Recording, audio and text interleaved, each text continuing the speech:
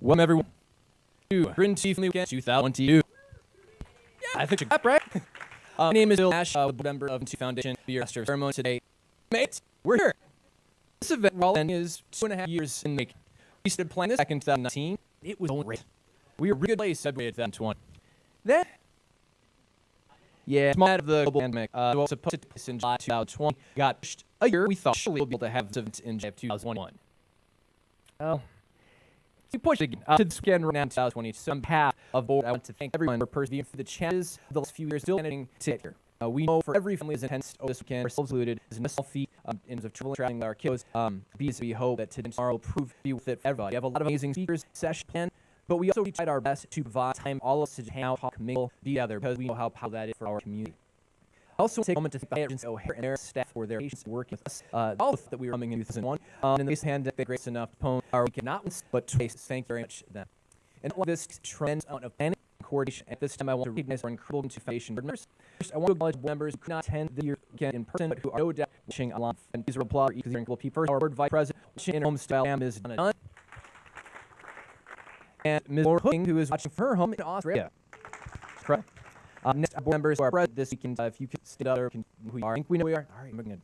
Sure as can. You have to. This is Benny Critter from Ohio. And Scott Kennis from New Jersey. Each of the main individuals have tirelessly this weekend. The best it can be. Eva's. Please, more round of applause forward. Next, take a moment to thank our weekend sponsor. Many of whom will see giving speeches, providing information and guidance to all of us. Our total sponsor is GRIN Therapeutics, who are responsible for conducting the first clinical trial of GRIN2B-related neurodevelopmental disorder. Dime sponsors are Rita and Diamond. Platinum sponsor is Link Point. Our gold sponsor is Strategy and Works from Factors and Jazz Pharmaceuticals. Our sponsors are Burnett, O Therapeutics, Seek of Getting Robust for our sponsors. Thanks so much. I want to take a moment to remind all of you that today and tomorrow events being live streamed to YouTube. So GRIN2B families couldn't be in person, so you get a chance to experience this exciting weekend. I'm a radio and television teacher, and my students, current former, were gracious enough to help us out the film this weekend. I also have additions to volunteer their time, our children. So thank you to all of them for all the help. Now, I invite you all to sit back, engage, learn, and act as we've been in the 2022 GRIN2B Family Weekend. The slideshow honoring our bees. Remember those we have lost.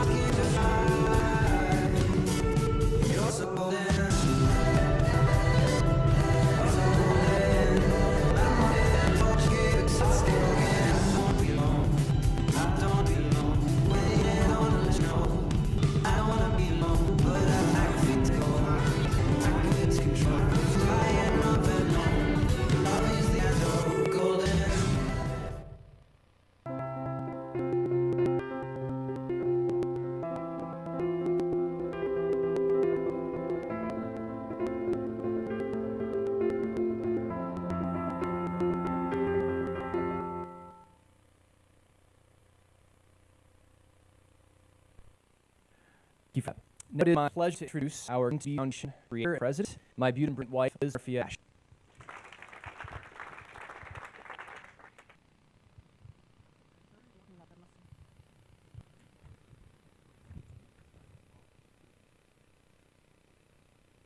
Hi, ready? Is what I mean? Oh, okay. Thank you. Is that good? Oh. How's everyone doing? So hello everyone, and welcome to our family weekend. So we're going to finally hear and install your faces. As well as start planning in January 2020, and obviously we're headed, the pandemic started, and we have postponed 2 times. Here we finally made it. So stuff, raise your hand if you were at GRIN2B conference in Atlanta in 2018. So thanks for coming back. Now raise your hand if you were at the Emory University GRIN2B conference in 2018. of us. Okay, and now raise your hand. This is very first GRIN2B conference. Woohoo! Nice. Okay. All right, now some of you know me very well. So you're waiting for the time. So I'm going to start telling you a little bit about my background. Okay, so you can read that art. So I'm first foremost mother to Zach, Lucy, and Alex. Lucy is a child with B. I've been married to Phil Ashore forever. I'm the founder of GRIN2B Foundation, which started 2017. My job, actually get paid, is project manager at Marketing in Chicago. And I'm a founder board member on Brain, and I'm on the advisory committee of Simon Third Life. And then, yes, I'm in the back. Nice. And all the way at the bottom, my dream is to restaurants, but sadly that is not hinged. Maybe because all the things about that get pushed aside someday after. Okay, so this is family. This is a wedding. It's Pat Pearl. These are my guys. And then here is Lucy Catherine, born June 13. She's the reason we're here today. So she a bit about her diagnosis story. Well, she more is Lucy is leading on the left there in Dr. who we hear from her EG study. Okay, so here Lucy's time studying GRIN2B diagnosis for us, which she be short. From testing, you see, we got diagnosed was only 10 months, and I know some of it might take 7 years. So she was born June 4, 2015. Everything's fine, had no concerns. And then when those 6 months, she was also eating her milestones. We were not worried. Like, this is 5 weeks, this is on my mind, and she did sleep a lot and didn't cry. So her we questioned that. That was awesome. So by around 7 months, we didn't sign more. What's it up? She's in contact. She has its responding to me. So we went to a pediatrician who's amazing and leading us, and I guess with the specialist, we had genetics, we saw ophthalmology, we saw neurology, we did all, and we all the therapists.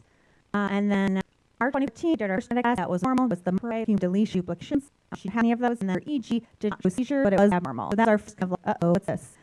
We had no idea to have abnormal EG, but no seizure. We didn't know that information. And through the spring summer, we just kept going back to our pediatrician saying, could you have this, do you have that, what's going on? And finally did genetic testing, the whole symptom, and we received our 2 diagnosis of that. So he was diagnosed with deviated neurodevelopmental disorder. She was 18 months old. The time 1 year disorder, complete with a mutation on GRIN2B gene. He sent the genetic on day after Thanksgiving 2014 and received the news whatever gene lost. He told us she was very rare and that there were only 10 cases. So at that time, she was only one more specific rate of the case anymore. He handed out his 2 papers and said that case in the case were consistent loose symptoms, which were epilepsy delay, irregular EEGs, out necessarily having seizures, vision issues, muscle. We went into any concrete for about her future, that she would likely have mild to intellectual disability, develop behavior problems. So I had no idea what to next. I was definitely not a right type person for all happened. Been person my whole life, but floundering for years, so post diagnosed, I eventually made a choice that the only way forward through. I couldn't keep the liberty anymore. I wanted to feel way happy at the safe. I got waiting for someone else to get organized, certified, to charge, but I realized I couldn't any longer. I guess I had to do it myself. I knew I needed more from them, so I wrote an article for the ID. I just put one foot in front of the other. So you haven't gotten there yet. I ask you to make a small choice. Embrace this life. Doesn't wave up. Just means that we fight for a better tomorrow. We try to make peace with today. So I have a lot of copinism over there, and once line quotes from inspiration. Look at where you are. Look at where you started. I find this very applicable to our GRIN2B community. Look at where we are. We have 25 families from 3 countries here for weekend connection and learn. Do you know where we started? This is where we started 14. Lucy got diagnosed, and then the little boy in Alabama, Charlie, got diagnosed. And this is his mom, John. She advised as who Phil isn't here. And John and I decided she was able to find her on Facebook after Lucy's diagnosis. She was the one who started what I think well as our group of Facebook. She's the first. She was first in the group. I was second one to join. So at that time, we had no organizations, websites, info, awareness, no fundraising concepts, no treatments, no obvious ways for families to connect and share for sure. So now, here we're in 2022. This is where we are. We just celebrated 5-year anniversary. We host 2 GRIN2B conferences. We support over 450 fans worldwide. We funded over 200,000 research. We've got resources, case events, fundraisers, our parents. We'll talk about more all of that today. Our first clinical trials starting here in GRIN Therapeutics. First Center Excellence, which you'll all about tomorrow, is development. And we're connected to a Y network, GRIN2B, growth disorder, which includes some of those at the bottom. There's absolutely me more, and I didn't have time to get into those. And we are connected to an amazing network of researchers. We collaborate when everyone works very well together. So these last 5 years of working at GRIN2B Foundation have provided a lot of advice my part, my family. I not only know I would myself to, but I've overcome because I've had been the past 8 years to life now knew was possible and I've made friends with people all over the world. It has to know this integer will shoot become a version 2.0 of itself. It will crack you open and force you to examine every aspect of life. You're going to have to really brave dig deep. And by no means expert, but I share some of the important helpful lessons I've learned since these diagnosis nearly 8 years ago. I'm a little off, but until love. I can tell you about this detail or some of the therapy she's out there, products she's made, the school she's in, the other day, none of that matters. All that matters is that love her and predict her what her ability level is. It doesn't have to be tragic. About 1 in 4 are living with disability today, according to the CDC. Disability is a normal part of life. Do you have to learn about disability pride, learn about ableism, disabled adults learn from, find a therapist, find a take medication to feel better. I know it's what I do. And be careful about grief. That word thrown there a lot. Grief is a starting point because truly there's just a way to prepare yourself for the diagnosis. Try to linger too long in the grief stage. And most importantly, don't do it in a child. Our children don't understand more than they know. They know if they're grieving them. So I don't judge anyone. history of course, original family and or external forces. Every way society is structured and stability. That some people will never understand life. But I won't can't greet child that's alive. You know, as we saw in the video, this in our communities very rare. I have seen it close and personal. Held child in our in his last day of fight for his life. That is go to a funeral is life. Our kids alive, that is it, no matter what. So I'm gonna share this quote that I like from a tick adult and a of beef. Flip person is instead of morning person and miss watching the neighbors see what you think you are. No, I like easier said than done. This is more of a do I say not do I do sort of advice. I don't even want how much my son to my therapist. So comparing our lives to us. Alright, now this is for you, it's silly and it doesn't make sense. Go with us. We don't trade lives. So what does that mean? Well, we're a person here or our Facebook group, you're going to encourage kids all different abilities. Our girls are very different of some of sure you'll see. GRIN2B is much wider than it is for the other genes. Not part of this. In the early days of diagnosis, I did compare to every other GRIN2B kid. Now, that first year, the last 20 of us in our GRIN2B group. So really, it's the grass on dude in a way census, and it just did not make any sense. Because the kid's so different, he was the good diagnosed by then. But I'm not saying, well, he's like the kid, or the kid can do the things Luke can do, so be her version GRIN2B won't sad. As we grew larger and larger, I realized I had to stop doing that. But only was driving me, but I hit the feeling of making myself better by thinking he's less severe than others. We don't trade lives. True that every single individual in our community has value and is exactly who it's supposed to be, no matter milestone deity or how functioning they are perceived to be. Funding people are far too many and have very little meaning. It's always better to do that. We'll never talk about how we're funding. Such a narrow way to define our kids, even anyone. The truth most beautiful life never pressed to be E1. We need to let go of the lie that's so sweet. It's like he only. Just way around. You may have to support network. People who view and never understand this life. Find your track whatever it takes. You may have a family that near, but I promise you there are families with diseases, facilities you'll easily be able to relate to. Find them without you. We have to work together, support each other, better about GRIN2B, and move the needle on treatment cures. None of us can do this alone. We all have a responsibility to our children, our families first and foremost, but the minute child is diagnosed, you being part of something bigger, our GRIN2B family. This was a family that didn't exist 8 years ago. We built brick by brick, piece by piece. Families that 30 and 80, now nearly 500 from 54 countries around the world. Do our part and think incredibly special. Any of the role you play in the bigger picture of GRIN2B will help next 500 families receive the diagnosis. Help us be a change. Participate, research as you can, sign up for all the picture districts, plan awareness events, snap our back for GRIN2B, walk around and roll fundraise this summer. May not agree, but give. May we just speak but act. For all of you here in person, and all of you watching home, I'm begging you for the my exhausted, determined soul. Think about ways you can act. I need your help, our kids need your help, our community need your help. I want you to have this weekend with full heart and abundance of energy to get involved. It's all very like you may be feeling overwhelmed by all you're about to take for the next 2 days. Remember, you don't have to do anything. When I'm overwhelmed with too much information or too much on my plate, I remember to see advice from Fritz Neebens. Let's do the next thing.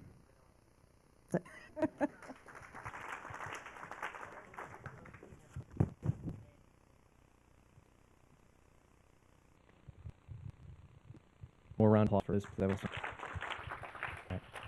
just a quick note before I introduce our speaker. Our live stream is something to do as we can with. We are fortunately sort of tethered to the reality of where the internet is, so we're trying to monitor them for that. Please know we are also recording these sessions, and if you need to upload them later, so no matter what, they will live on YouTube in some form. So just keep that in mind as go. All right, very excited to introduce our first speaker. She is actually a first grant recipient. She liked this event.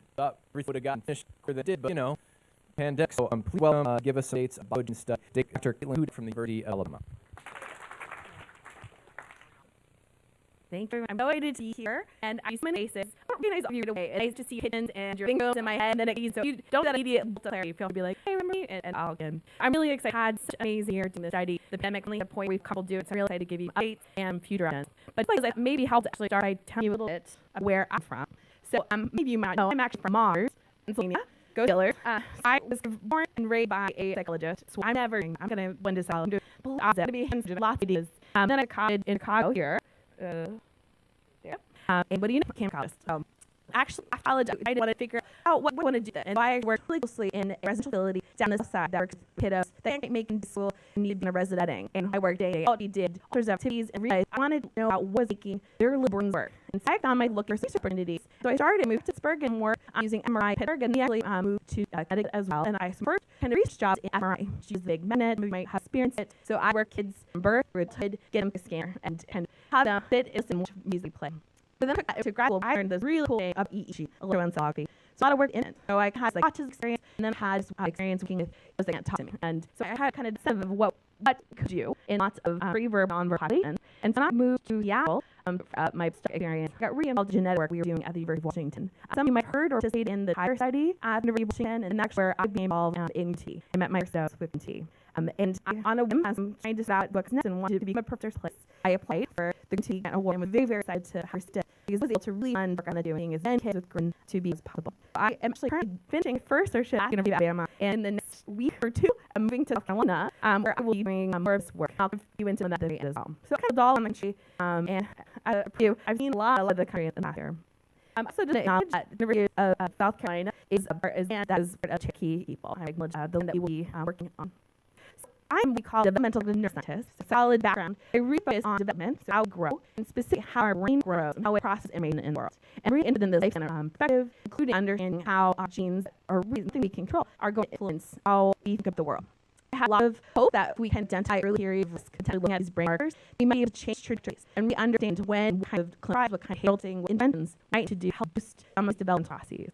When it comes to think through how I fit into this kind of clinical trial model, for those who aren't super familiar with how kind of this world works, start to understand these basic mechanisms. This would be looking at animal models or what we do looking at brain in humans. We haven't translated it to what we see behaviorally. So how is we're seeing kind of the period actually flowing back to what the child is doing on the day. We develop intentions, we have those intentions well, you'll hear all about next. I'm excited. And we implement. So all of these really important pieces of this kind of school, we kind of see everything as being part of this, right? So we're trying to understand the link back so we can inform those intention treatments. So if I say what made me feel like I accomplished my career goal, it'd be a complete circle. And really let us point where not only understanding the treats we should doing, but how they work and why and what kids need what. So it's really, and that's a long time to make that really working together. Today, I'm going to talk a little about biomarkers of specificity, and I am related about them and a little bit about what a lot of you experience as well. When I let all our TV warriors participate, and I reached out also our tumor. So if anyone has a child here and hasn't signed, I'll keep to have you that at the end. And I want to talk a little about our next step. So, critical problem is that for all of our children that have neurodevelopmental disorder, autism, or have a diagnosis of NT, we tend to see that they're right by what we call heterogeneity. So each kid look a little bit different. So you have this kind of variability in your population. Say just try randomly implement treatments, if you treat treats. Well, treatment meeting that child needs, you're going to have variable treatment success. So really what the kind of role is in our job is to try to understand what are the for his autism, we're going to try to separate two different patterns and understand if we implement those three trends, one have 100% success if possible. And thought is maybe this subgroup is going to lead to GRIN2B. So we're really to understand what happened at usually GRIN2. So what are biomarkers? Well, it's complicated that really people use this to very different things. So a biomarker is a bio indicator of sort of clinical disorder. So this could be, taking an autism for example, we diagnose autism as a behavior, right? Not necessarily biological indicators. We have to look at a different little mirror here. And you may use some of brain techniques. Work in concussion biomarker, for instance, there's a lot of looking at blood pulse and things like. So you can use a biological specimen, try to understand. And what our role as scientists kind of make sure that if we pushing up the little circle in implementation management, understand how is biomarker working. And it really separates those have since autism or GRIN2B for kiddos down. So we do a lot of work, and I'm going to get the grading. This is what we're trying to do with the gene study. So there is a lot of things that are typical. It's the example that's kind of about autism versus those that do not have autism, kind of opposite of diagnosis. So GRIN2B and GRIN2B tend to compare to maybe a neurodevelopmental group or what your caring group is, and also very quite do. So there are some really big or consistent work on developing biomarkers for autism. That's great, very exciting. They're using EEG, eye tracking, but they're not necessarily going to be helpful for all populations. So most of these large commercials like the ACT study and EAMC actually have cutoffs and verbal function level cutoffs. This is necessarily all populations. So have a population of communication difficulties or sensory sensitivity that they might necessarily be the right first step. So what we're trying to do is it takes those principles and move from having be kind of having kids in an EEG playing a game, look to see what can use things that not task-based, not in game, but sitting, looking. And what I think a lot of your is still, right? So kind of into that state in those facilities. The other that's really for us is the ability to travel, right? So all of these are age diversities, these interoperable population, or far away one of these might not necessarily even have access to these research pieces. I think that I've been thinking about a lot and work through kind of what seeing into is a lot of things are autism focused. And one of the options, I'm going to leave it at their hang now, but it's autism really going to be okay for the community. And I did that go on question. I already said that we're waiting from autism work, so that's the big work today. All right, for GRIN2B, when we think about how the theory works, so we know that GRIN2B has a particular role that I'm going to explain in depth. I'm going to let other people, but we kind of think through, so GRIN2B is a means going code for an D receptor, and those going to have cascading effects to the protein will produce are going to be this cascading effect. But when we think through our kiddos, we know there are these kind of common diagnoses, and mentioned several when we talk about C. So we have a lot of language learning delays, in particular, hypotonia, a kind of motor delays, smaller head sizes, and then some level of autism autistic traits tendally. So there's been some supers, I think that my friends are cut off, I can fly around. But there have a couple of papers come out looking at the brain, and simply found that there's these brain folds here, what are the hippocampus, which are more of, and we're seeing called atypical bifurcation. So the way that the folds in the specifically is atypical. was in pick out being zebrafish, and they have a zebrafish model knockdown specific to be. They're looking at the non-related to social behaviors, and I think more of exchange the does reflect up to our social behaviors. And they in the GRIN2B zebrafish were still engaged. This is really cool. As I was kind of seeing a lot of clinical in big science piece, it helped me to start to think what's going on. And this led us to think, well, what do we see in our head? So we have a paper that we're working on and adding a lot of valuing data too. And really what we're seeing from our reports is very related to autism, but we're not necessarily seeing classic autism traits. So our kids are socially interested, motivated in one approach. We're not seeing the same kind of motor seriality and strict interest we always see in autism. And we're seeing really great strength in the SOP curricular.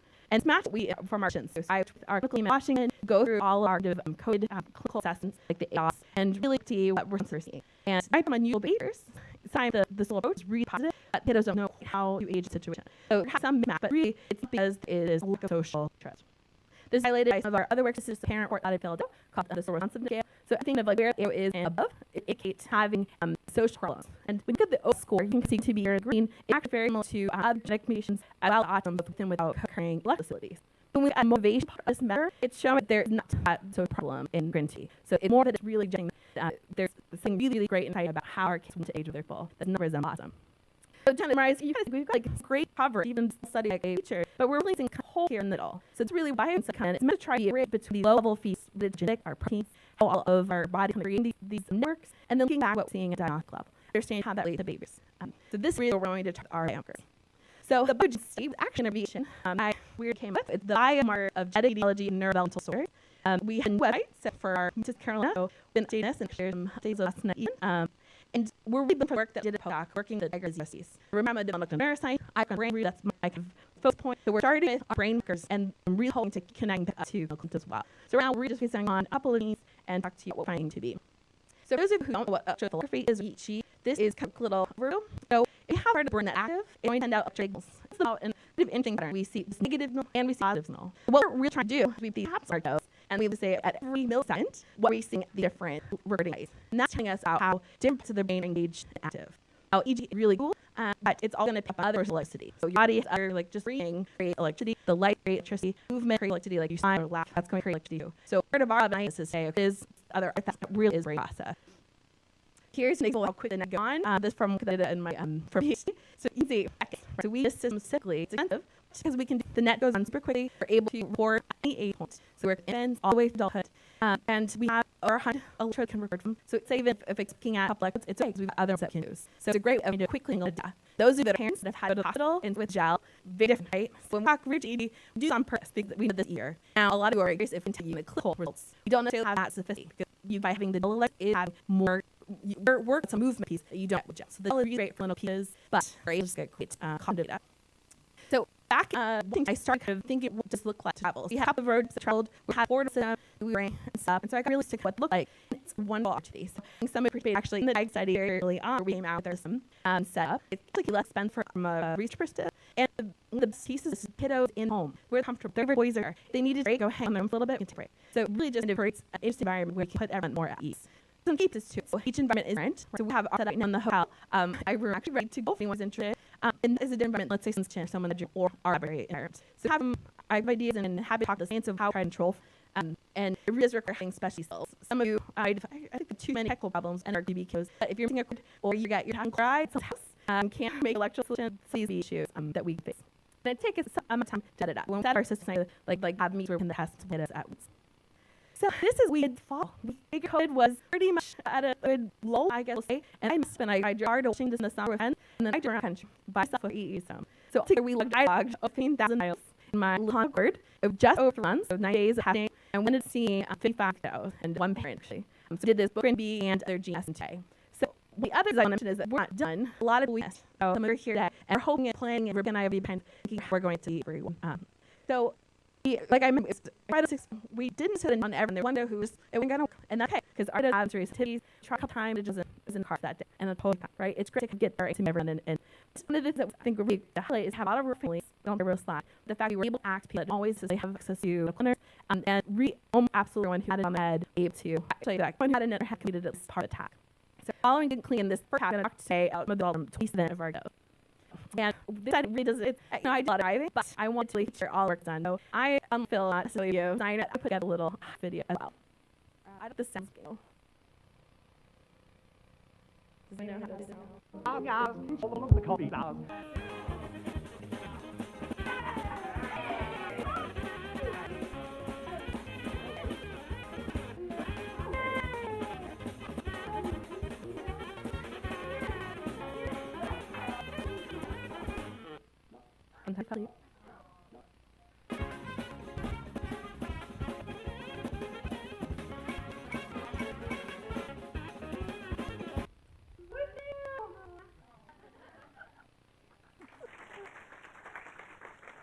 So I'm really proud of how it goes. It was a team first. A lot of you were very actively involved. I don't know. I should have found a number of MMD that we used. Pancake breakfast. We definitely had a hurdle. So we had we're really anxious about it. So what you see here is that put in it. I was doing it while she was also doing her and we went through gloriously. So also just to highlight Natalie's here. So she actually done it before, and she did some initialization. We think they're telling. So don't seriously because this is how it ended up, right? So we get the great spot at some point. Actually, after the night came, I flood paper review, and Nat and I were doing it, and I put it on multiple times. So clearly still have camp yet after I actually got teased, which always break my heart. So what markers we want to get, right? So clearly we've executed this. And so I'm kind of thinking about this that we know GRIN2B, and we really want to kind of highlight this piece. So if you connect, we might know about 8 cards that big bets that are related to memory and learning through what we know about language, lag, and learning as well. We simply wanted to ask out 2 things. One, are there these basics to what are our kids getting into? And how are they learning about the information?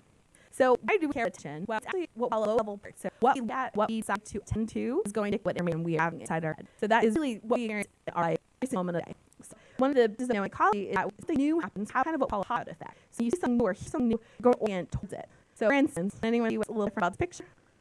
It's that of a deaf animals actor real dog in the middle of it. So now you know that, it actually gives you the context for learning. If I were kind of familiarize you with their pictures similar to this, perhaps you figure out where they pop out as well. So it's one classic way that we humans learn, and we are developing information, then we're able to kind of mimic our response. So we expect to see what's called habituation. So as we're learning, we're seeing the responses pop out typically smaller and smaller. Does that make sense? So we actually got a task because a lot of our kids don't want to watch the screen, and this is something that's worked very, very well. So we have 2 that I'm going to walk through. So what we do is have them to yell their iPad or they click the thumbs, whatever they want to look at, usually hold on. Again, the goal is still until, and then play sounds. And one of the things we kind of do is I've got the tone repeated over and over and over, and that gives us this opportunity to kind of repeating sound. And then specifically, well, what happened that don't need a little? Or what if it's totally different out? And actually, could you down and again play of Sen?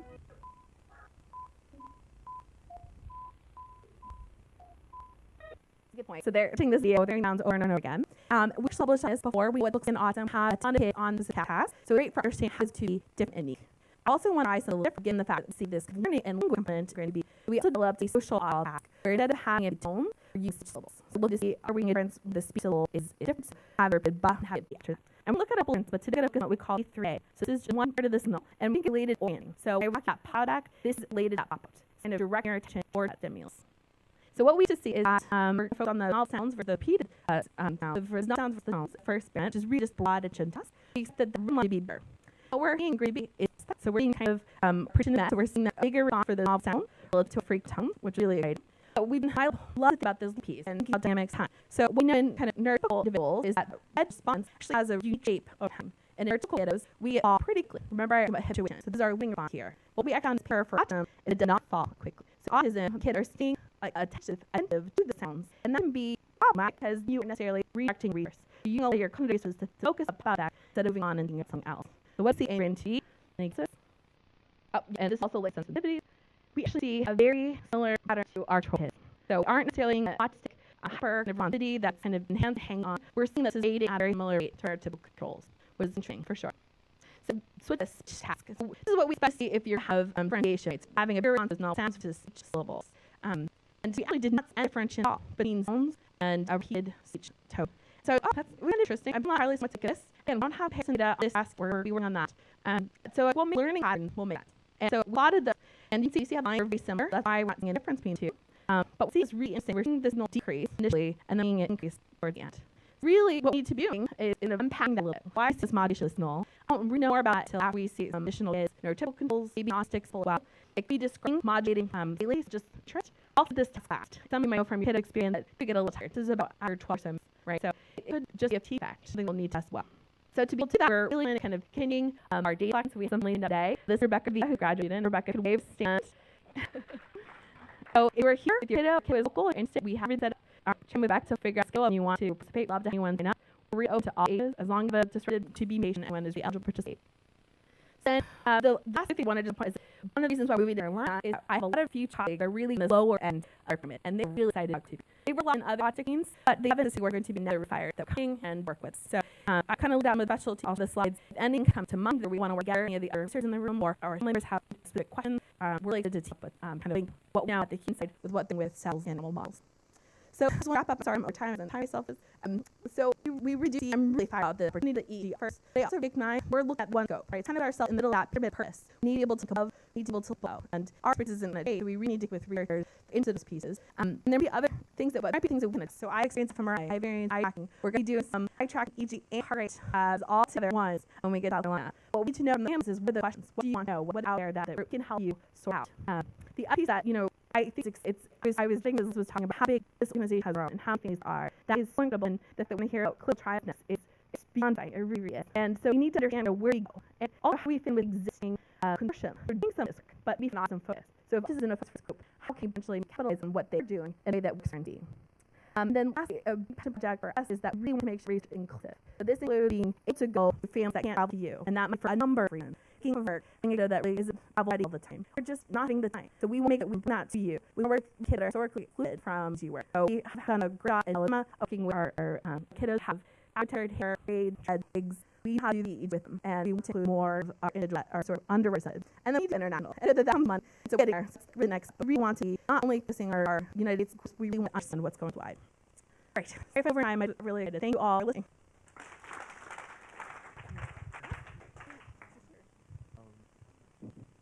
There's any questions? We'll get a full minute if any have questions for you. Yeah.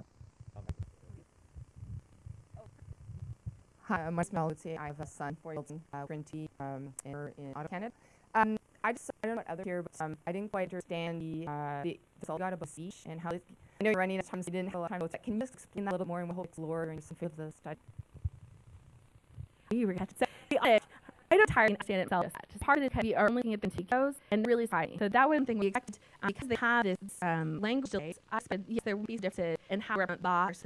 But I was case here about those novel sounds versus a speed token. Actually, I was trying to work this out because I needed an answer. And I'm not seeing any difference between the novel sounds, the repeated speech token, and the deviant speech token. So we're actually very similar responses to all. So it's kind of the brain saying, I heard something. It's differentiating something different occasionally. And that's surprising. But I don't know because I haven't did the other groups. I will say I did look this year with kiddos. They are showing it in the speech.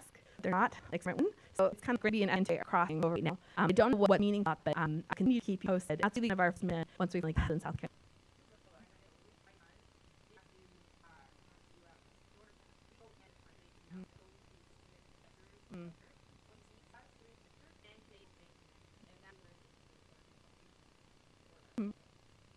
For the who could, sorry, let's ask the mic.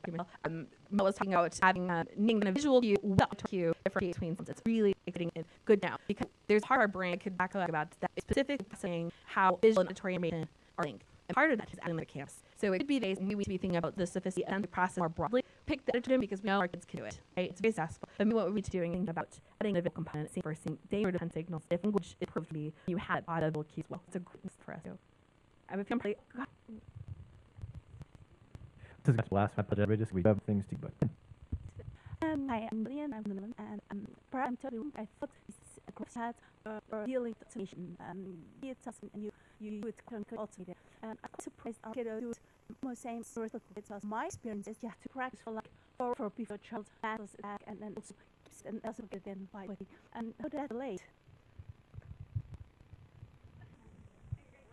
It's a great for this what we call a task. So it's not to say to an action behavior. So there's a part of our brain is doing the attention thing that is going to happen whether or not if you were to sound eating that and you're knowing the sound, you're thinking your process and you have to do that day. There's a part of your brain that's still picking up on sounds. So even if you're kind of task acted, this sound, which evidence that this is a robust what I would call work, but underlies other pieces. Now if you're curious, your response is going to be diminished. But we're really focusing because everyone's doing on task, we're focusing on the difference. So they're not thinking versus or kid is this typically more automated in kiddos. It means that the relative effect between two sounds that focus on. So unlike that, one's going to be impacted by distractions or automaticity, and others in. So this into the complicated brain part, but I feel very confident that these real underlying signals. I don't necessarily know how it would relate to explicit behavior in the moment. So if you were asked after I left, to sure, I know that your kid would never or have necessarily a great understanding of it heard. Kind of bang on the fact that we go a little apart, that later we can understand how that links to terrible pieces.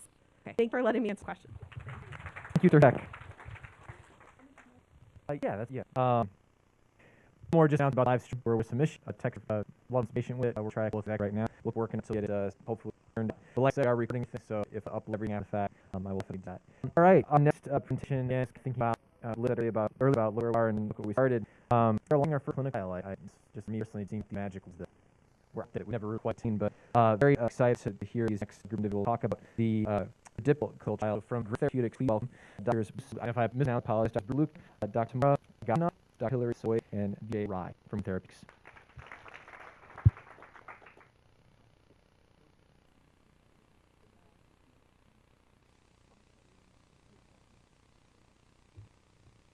Good evening, everyone. I think wait for the presentation to get pulled up. Before we already in that, heartfelt to all of you having us here and spend time this morning. It's a journey for us and something we've worked for a long time, and we hear more about work done to prepare for the clinical trial, and a lot of thinking around why we're doing what we believe in what we're doing, and critical it is for us to collaborate with you all in order to achieve success. So spend some talk about that. While the AV working started through, I'll start with a personal introduction so I can get out of the way. I'm Bruce, I'm CEO of Neurosciences. That's a company that manages GRIN Therapeutics. It's a neuroscience-focused biotech company. We do science drug development, and we do across sorts of neurosciences.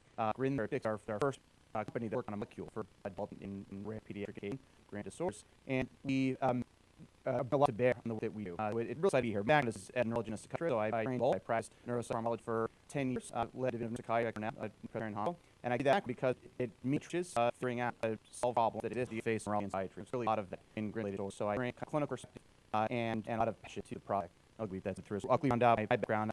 I have fastic and so I spent a lot of time in academic medicine. I also spent a lot of time in figuring out how to get pumps funded and figuring out how to replenish research pipelines at big pharmaceutical companies that has enough time in neuroscience. So there's a combination of clinical and academic that I focus on actual blocking and tackling what's required to get programs funded and to get molecules developed. And last year or so, I've been in the role at Neuroscience because of therapeutics, and we're going to deal about that as we press through the slides. But we can overstate, so the first here, can't overstate how important it is to work together. And that's true on every clinical trial that anyone runs in NPs, particularly in this order critical, because we are, out of the first group together, both and us as developers here, pursuing treatment really disorder. It requires a lot of collaboration, a lot of coordination, and a lot of stuff on all sides, particularly patient families. So take work really seriously. We committed to doing right by disorder and be parent and children suffering from this. We can insist the slide and who's us to do that. Right. God, thank you. Narrow. Would you just instead? No, that's working.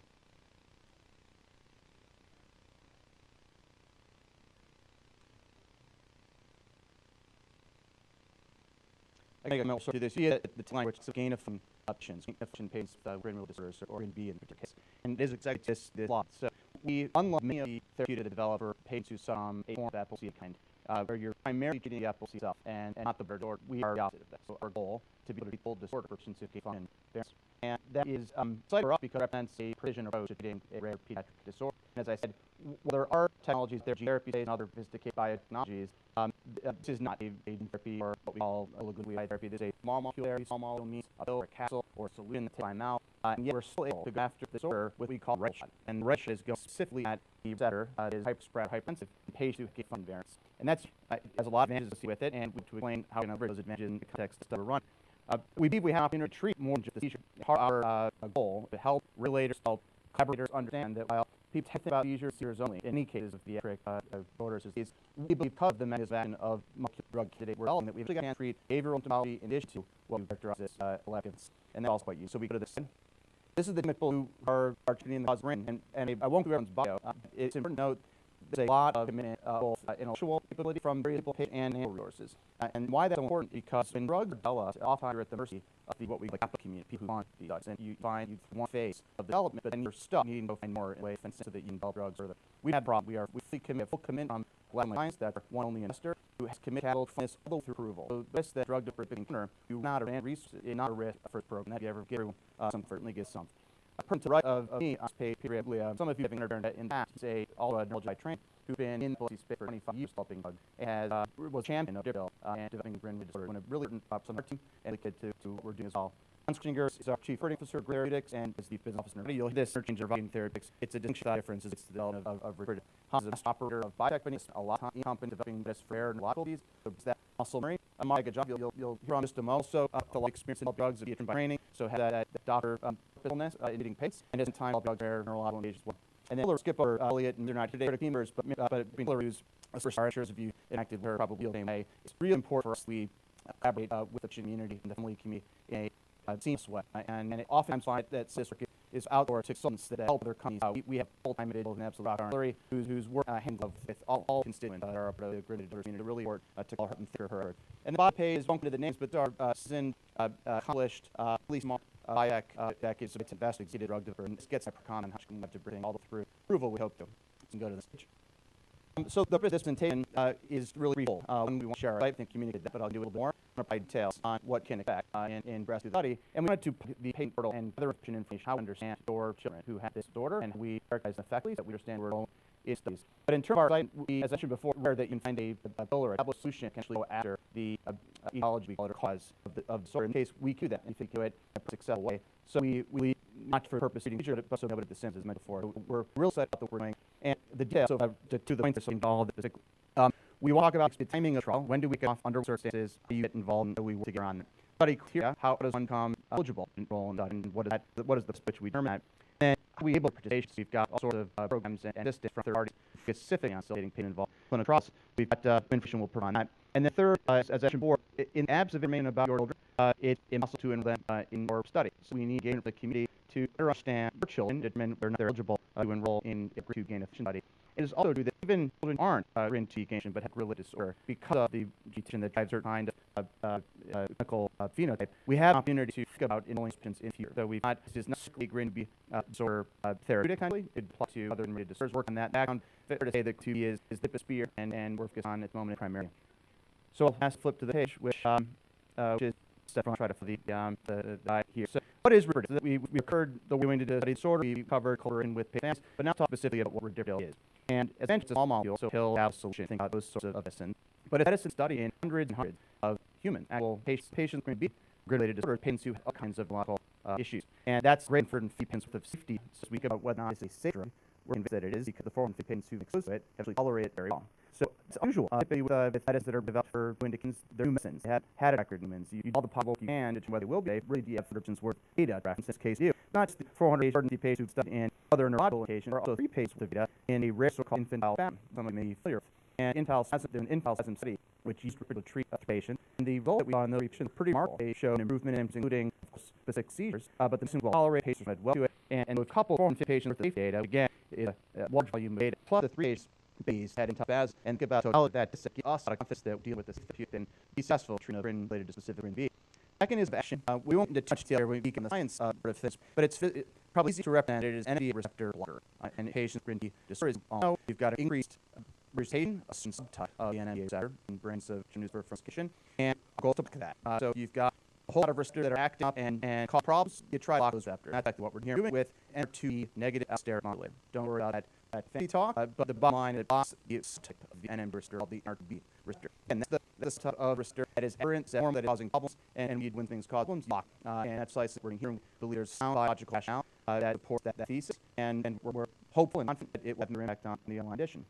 But you can't decide that you're going to take a drug as 450 patients with CDA and biological rationale and start clinical trial. So you have to go through a whole lot of dialogue, interactions, filing documents with later. The job is to determine whether or not the we think about treating patients is accurate, safe, is appropriate. And done in this case, we have an enormous amount of back and forth, both European regulators and U.S. regulators, on how to think for different in the context of GRIN2B disorder. And the feedback from the regulators has been really encouraging. They've seen data that we may oppose in humans, understand the medical need, they encourage us to waste time, get right to it, and deliver efficacy data that help improve of their predict. We've had a lot of encouraging feedback from regulators to proceed, which should be courtesy to you, given what we're all folks safe. And finally, the interactions we have with the scientific community, clinical community, and of course, patient family community. And that's the most critical part of what we do. We rely heavily on baseline research to understand MD receptor, understand our 2 site receptor, understand your children stiffly, getting back to the portal, the information that you delivered portal. There are ways for us to understand your job genetics, how that relates to Riverdale, to this drug. So it's a lab there to take village, and it's that we're banging on here. The village will come together, collaborate. That's all for me. I'm going to next slide and hand off to Tamara. We'll talk a bit more specifically at the C itself. And thank you, Bruce. Thank you, everyone. I don't interrupt the presentation. I want to introduce my family who attend the type meeting. Mr. Personally, I know CEO of the Nicola region. I was going for some months now. I'm humble, happy to be here. I'm back on the farm. I've spent many years in oncology. I'm working at work. I was eventually on work for Avid Therapeutics 5 years ago, 2017. I attended my first conference in John Ciro here in Chicago, December 2001, and completely changed my life. The important of the meetings, you feel the science, having the jargon. Is these not categories for us to see you and giving us feedback on how to live and what to do totally sensible. I'm happy and I'm be here so our team and get to know you and understand glad to you. So this section as the state as Bruce pointed out when register this is on state and the building their loop to roll is going to be gain function age is going to be 6 to 12. It is so important that all patients are getting involved in the application function. And to explain the importance one is why gain function is important was the magnetic drug works is just the solution. And in this particular state, when select the patient have gain function. Here is talk about if you're sure out there and how to get this information and how to get this registration next to the website. So I'm going to explain what gain function having this information in the future. Any profile of patients going to have 2 patients all that up to 12 patients. If you see the data like going in that sort of hypothetically predicted, we may interrupt that and go to the next clinical phase, which I will explain in my next slide. We'll look for the 2 coefficient, one seizure and 1 coefficient was behavior. Product protein was super valuable in understanding the biomarkers for state. I wish we have biomarkers like oncogene or like hepatitis you have viral. The case measure say that we have the know the drug working. In this case, we rely on the scale and again, going to look at the scales of select for the study. But capturing seizure and then the delta between the B side of the like how many seizure cut to the B and of that will really determine success of the style. We have here in the area with C units, glutamate and zinc groups play very liquidly. I will need to the function first and why to if now eventually we get to big study and split into their indication and we have a study. We go to the next step. So about state, the primary objective of this state is a phase 1 study. It's very default in this one study. The primary objective is to determine the drug safe and you have side efficacy and your kids are well tolerated. As Bruce previously, the studies have done in US, now we need to make sure we get into pediatrics and very, very safe how we choose drug and all the results. So we have summarized the process study. If 5 doses will help us measure the efficacy of drug. And this takes me to my secondary objective, which is measure of efficacy of the drill by measure seizure and what means is the participants will start to enroll that have to capture seizures of database so we know if have return seizures. We also measure behavior symptoms, sleep and nerve function, and also when asked about quality of life. If you see in this period of time the quality of your life there is sleep, improve sleep, behavior symptoms that go to the core study. So these are the scales we'll be seeing measure the efficacy of the drug. We are also capturing EEG, hoping the EEG will display patterns it will restitute the GRIN2B. Eventually hope that EEG at some point will come by mark, but I think how we go to get the point. So this is important as any clinical trial, the design is clinical trial very, very fast. You just to proceed and you are in certain age, you have in function, not send to the site that it proceeds and the clinical discipline study. Here we're going to talk about the facility in US and outside US. And once you send the consent 6 states, this is going to explain to you the real benefits of drug, what you're going to gain for the study, what safety measures, the precautions you have to take with eligible for studies and the form set. Then once the form consent basically tells us how we collect data for this period of time, basically our kids. And this period is 4 weeks or 5 weeks. We'll continue to capture the medical history with a T2-meter blood test. We'll continue to capture seizure if you have seizure or behavioral symptoms. 4 or 5 weeks later, when I come back to the same side, and the physician is going to evaluate if he's eligible for stay. This is the information that you have given physician. Then going to be an called baseline phase of stay. It's a titration phase. We are doing drug induction labs in a very structure, in a very, very controlled way. We're going to give you a small dose and I'm going to slow titrate the dose. This is considered MTB, which is maximum therapeutic dose. This is the dose that we're going to maintain the 8-week maintenance period. I mentioned for this, during titrating phase, 3 to 3 meetings and we understand travel is really difficult. We're going to how much as can virtual visits, we have mobile nurse your homes if you choose so to cut the so we can continue to monitor safety and also to monitor efficacy. Once you complete study, then you have to keep into open extension another study, which will allow you can stay on drug, should you do so, or I can physician can use the drug. Or you may decide to continue study and not go to the open extension, only include your physician. That soliloquy will depend on the extension study. It will carry on for years until you get the 7 or some new data will emerge that will change the process state. So this is what our current study looks like. Here is our own service that we provide when it comes to travel, when it mobile nurses. Incredibly appreciative of your opinion and we want to encourage everyone to go to the info and start capturing your experience if you had that. So I think it's how long the study I think going to have understand development disease, reality, and so what maps we should take it. We go to the next slide. This is the presentation of our 1B side. The one study is what I described. Once that is complete, we did see last year we received a feedback that they told that because the disease is rare, we encourage similar transition to what called PL study. Pivotal study is a that's usually blinded. That's very classic example here. You have placebo group and have the drug group, and usually 800 patients because the PL study is the power say to us statistics significant. We hope by the time we do the beta we're extending to other related disorders. That also it's not 2B, but we're going to link kids to kids and to all the 1 who 2Bs as well. However, we can identify as well. Out the hearing of this patient, serious behavioral problem. Some patients have memory issues. Our endpoint, we need to find some measure who can give us the efficacy And then this did a lot of super for us. We work closely not only with the DA, but also also in Europe, and plan to engage for European countries. When we plan to go to Australia and Android, at this point we have not identified, but so have that. So our pilot study, this design, unfortunately, not likely to solve this open area and days. We have a group, it will compare your group. So classic that we may introduce other sort of parameters, different designs. I think it will be determined how quickly we get into the style and how design is going to look like, but this is the class design that the is doing that days. And again, everybody completes the study phase that will have to go get the labelation until we decision state that hopefully be able to follow however long this will continue. You'll have to stay medication. Okay, to the next slide, please. I'm going to invite Flurry to talk about different games that we're using, but this is it. When I talk about endpoints, and different sort of inputs are going to be how we're going to show our points in sales. With that, I'm going to introduce Flurry. Hi, everyone. So, yeah, to upload Mary, I think it's really important for our team to say the child where when I'm talking to you is I'm mom. So I'm mom and all over child myself. So I live every day, and I'm looking to be in a role to work with all of you and my colleague here in making sure that we talk about this trial, we're being basis and quality of the life at the front. And so I think this after so important because we, as we said, we're not just thinking about your year. And we know whether we have with or not, something like sleep are absolutely essential to our quality of life that we feel about our child is doing. So making sure they're going to be looking at sleep, at function, at quality of life, at caregiver, is life, but really just about how much work is in your daily lives take for your children. Also, as I'm always thinking about to make role or what's like for a trial, have a dedicated role base that you're entering this animation on, and when you go to enter the staff, also be running with the gift for you. Next slide.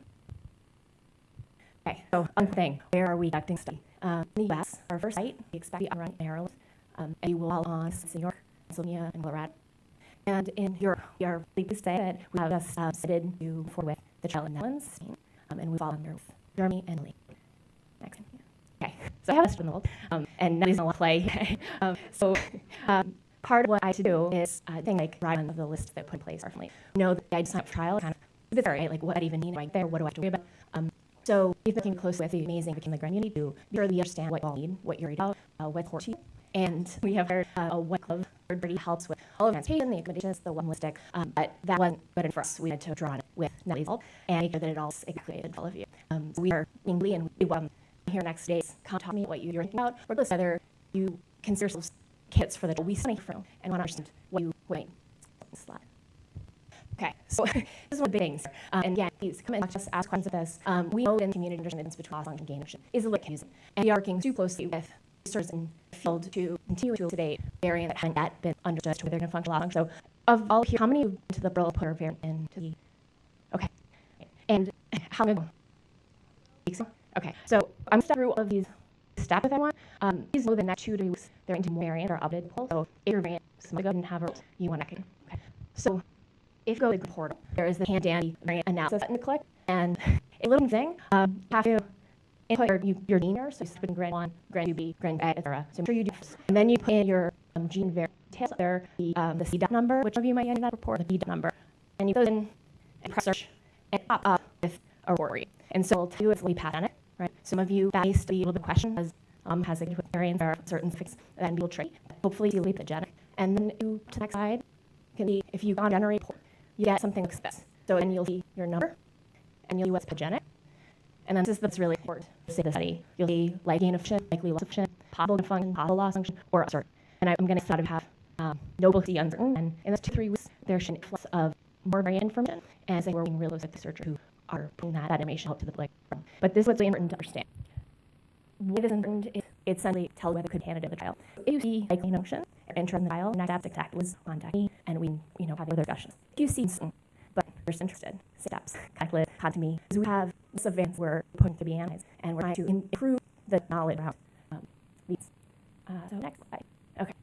Again, visit GRIN portal. As listed, all registry, everywhere you put your information, more information out there. And connected with these groups, contact me, like me. And I think before we get to the next slide, just to say, we're because we want to learn from you, right? We're here because we're interested in conversation with you and your kids. And we had this amazing chance to interview couple families. We've made a video that I'm going to share today. I have more opportunities next there.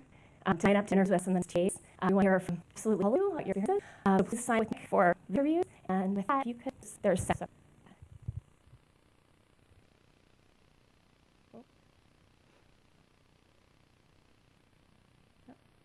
it's a world premiere, so hold that.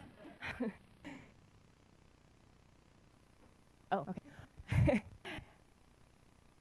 So the video is something that I had the chance to interview two families I got to know pretty well, and it's been a real joy and with people who want to hear stories and learn more about our families. And at the end of the video, there's no spoilers. It is my single favorite page family interaction I've ever seen. And Nadia's Get a Little Page, FYI, is you should everyone just for autograph, I think. She's the star. No worries. I don't have it. Not we're in Chicago and improv is busy, but not guilt that I have. This is all just as we're going to take a break after this video concludes. During break for the city telling there is no dinner land, so you might want to be ahead about your friends going to be fat. We'll be looking at the live stream, but hopefully done a little better. Everybody that's watching is not here, and we're going to for discussion as well. So, yep. All right, welcome.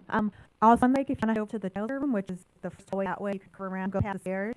We have one inside room named Cass Smart from the Arco Hospital at Kids in General, and she's interviewing about sibling support. And she has some fun voice for kids. So go ahead and she's actually here through the first outbreak, so till about 2.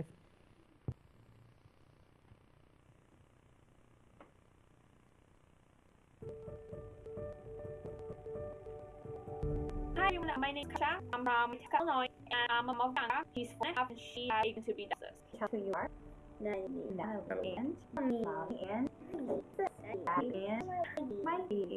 I'll explain how to be and love talking about it, and I always like when what I'm talking about. Not a question that what should people do here. Because other times the people ask is working. They will ask when it will be at work. Who cares? But what will she do? She's here. She will this right now. It's important.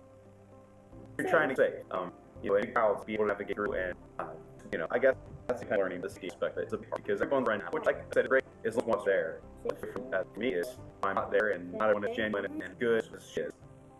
There be one education that could help Bianca be deadly for the behavioral side effects. I think that's really important to bring more awareness, so we don't change markets, we change the world with powerfulness our children.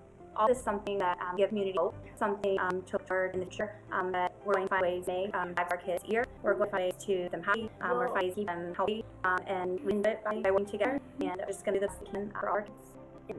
And at least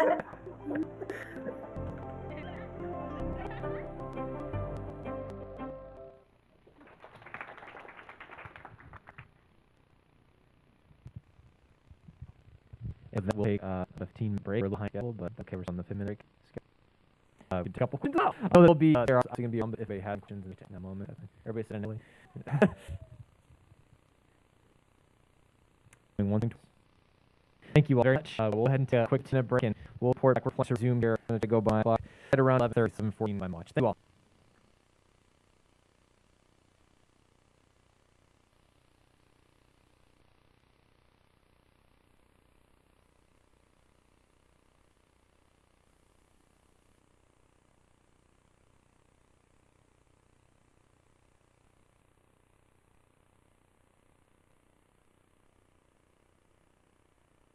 Hello? Okay, really quickly, I know we just did something real quick. Everybody? Yes. Nope. And there we have it.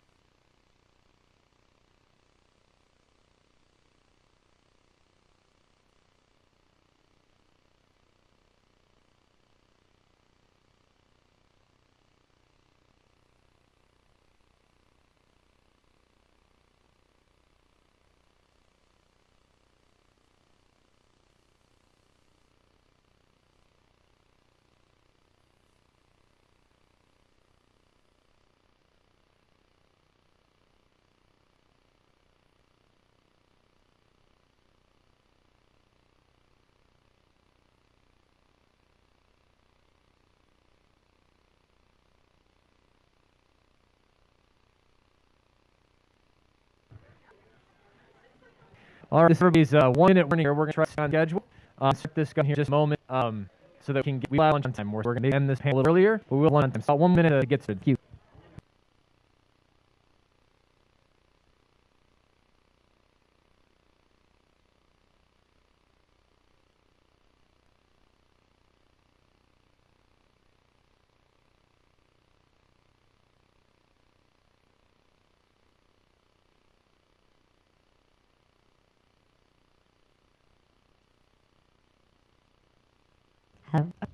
So if you guys received a yellow deck card and you have any questions, concerns, comments, suggestions about sleep, you're to fill out. My spinner there's going to wait. We'll collect them and pass them over the side.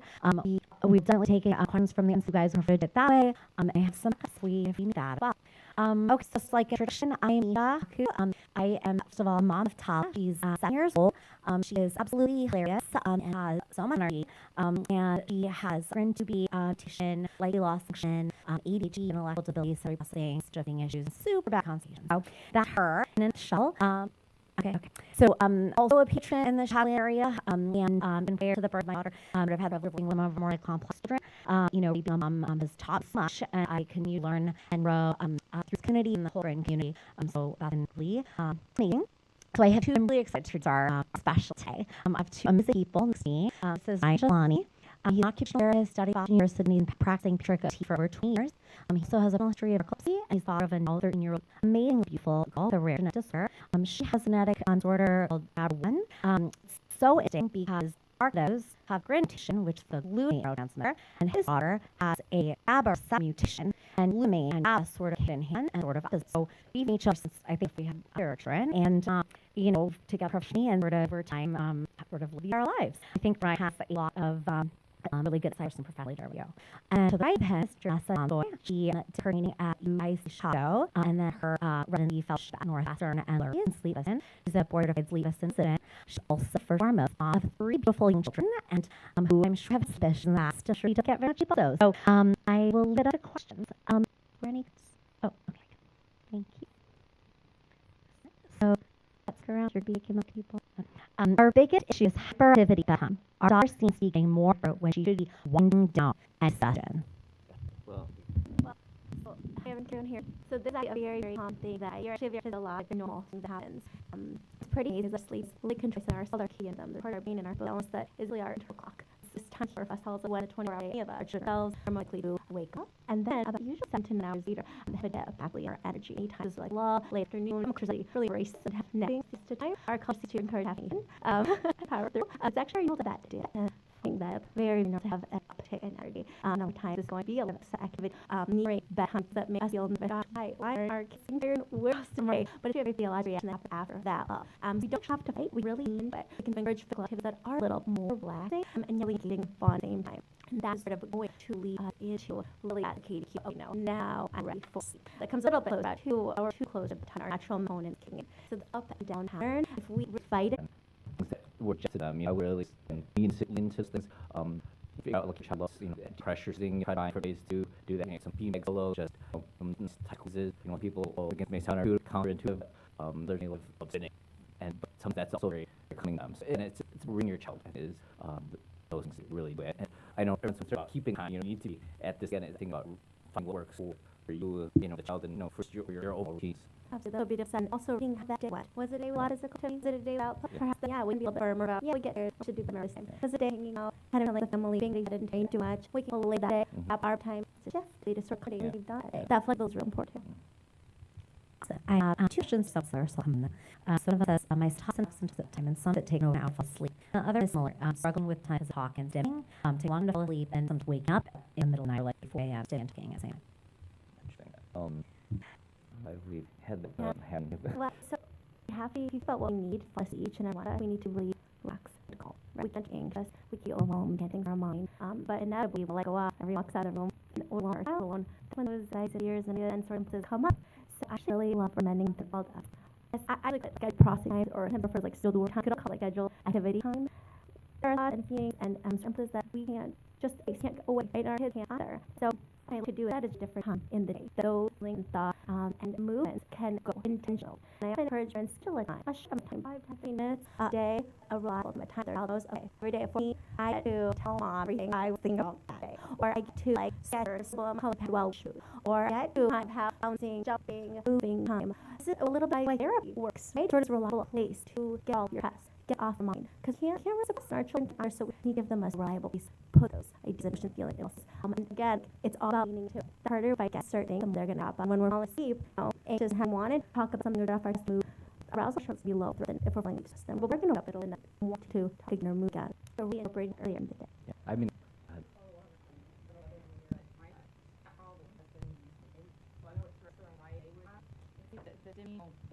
He looking in the middle of the night and babbling a lot and talking to himself and moving and stuff is a regular thing up until well, it's happened every night. He was 3 years old. It happens every few weeks or so. I don't like, is that really anxiety and movements or is there something else logical that we can capture with education? What do you think you did better?